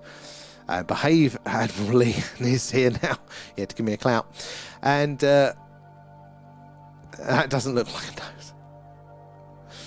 And Robert there, remember the old Miles Johnson videos? Oh no, I might do. What were they? What was the specifics? Because I'm terrible with names and the details, but I remember the general sort of what the videos were of there. And Agent X, where else everyone comes from there. And Rachel, how are you doing there? I can't talk there, just back in there. Made some waffles, very nice there, and trying to chill there. I hope you've had a good day there, Rachel. We're not going to be on for much longer, actually. I'm going to be winding things up very soon, for it is midnight, and I have to get on a train again tomorrow morning. But I hope you're well there. And right, they graze are robots there made in the Midlands Underground. Well, we did, didn't we, on one of our Patreon deep dives, the whistleblower, or the claimed whistleblower that claimed to be a molecular biologist who worked with the biologics there, the anatomy of these greys. And they basically said, I mean, it's very interesting and very, very plausible what they were saying. It's one of my favourite ones. I do think it could well be true. But they're saying genetically, they are biological robots there. So it would make sense there. Chatting to some greys last night. Is that in the old astral travel there, X? Telescope was a shambles there, but managed to get it sorted. Honestly, Rachel, half the time is technical problem solving. Literally yesterday, all the problems we had, everything went wrong. And today, I had a bit of a fight with the camera as well. So maybe it's good luck day today. We fixed it for now, touch wood. Let's have a look across back over to the tubes there. And Cockney there, the Y-Files have done an excellent video on crop circles. I do like the Y-Files there. I actually do. I think they're very, very cool. The Y-Files are one of my interesting ones. You got to check out, guys. It's a bit more technical, but Jesse Michael's American Alchemy. That is so much new information there, so detailed. They bring in, literally, it was the technical director of one of the American intelligence services was in the other day going, yeah, we know about all this. It's like, how much more evidence do we need? It's absolutely brilliant. Definitely worth checking out there. And I see there, dear Herman, coming here from the east coast of Norfolk. Love it, you're not far from my old man. I've got to go up that way soon. Lots, again, another mystical landscape there. Lots of weird things, Suffolk and Norfolk way. Do you remember the DJ name of Art Bell? I do. Everyone, Art Bell is such a legend in the field. Nothing quite compares to having that cozy atmosphere. There's something about the Art Bell show. Lots of good, people out there, but yeah, just not the same there. And Shirley, how are you doing? C1 D3, good spotting. Look, we'll zoom in on this one tonight. Again, we need to see it do something strange there. We need to see it stop dead, shoot off at speed, change course, change trajectory, something like that will tell us for sure that it is something more than just one of the many man-made satellites up there. Good spotting, Shirley there, eagle-eyed. Banana, how are you doing, OG Banana? Thank you for the gift there. Carl as well, and X as well. I do appreciate all those guys. It goes straight back into the stream. Patreons as well, members, super chats, all that stuff as well goes there. Speaking of the Patreon, remember, guys, tomorrow 8 PM. So tomorrow is Patreon Deep Dive Day. It's not going to be 11 PM. It's now 8 PM UK time. So that way we can catch the sky afterwards, hopefully, if it's clear. But we're going to be reading the rest of the Klondike report there, the UK government into the phenomena, and it's going to be very, very cool. Very interesting document on that one, so definitely check that one out. And if you do want to try it without having to commit, you've got the link in bio, just gives you a free month there, so you're welcome to try that, even if you just swing by for the free ones there. You also get access to the recordings of the past ones, but yeah, you better check out 2 deep dives for that, so link in the bio for that one there. I travelled and was surreal. Oh, why was it surreal there? And Rachel, it's been hell with my second scope there. Never had any problems with your first. Oh, what is it just like a quality thing with it? Is it or is it like just trickier to use? And Shannon there. So what's his face there? Piers Morgan there talking about UFO. Oh, was he?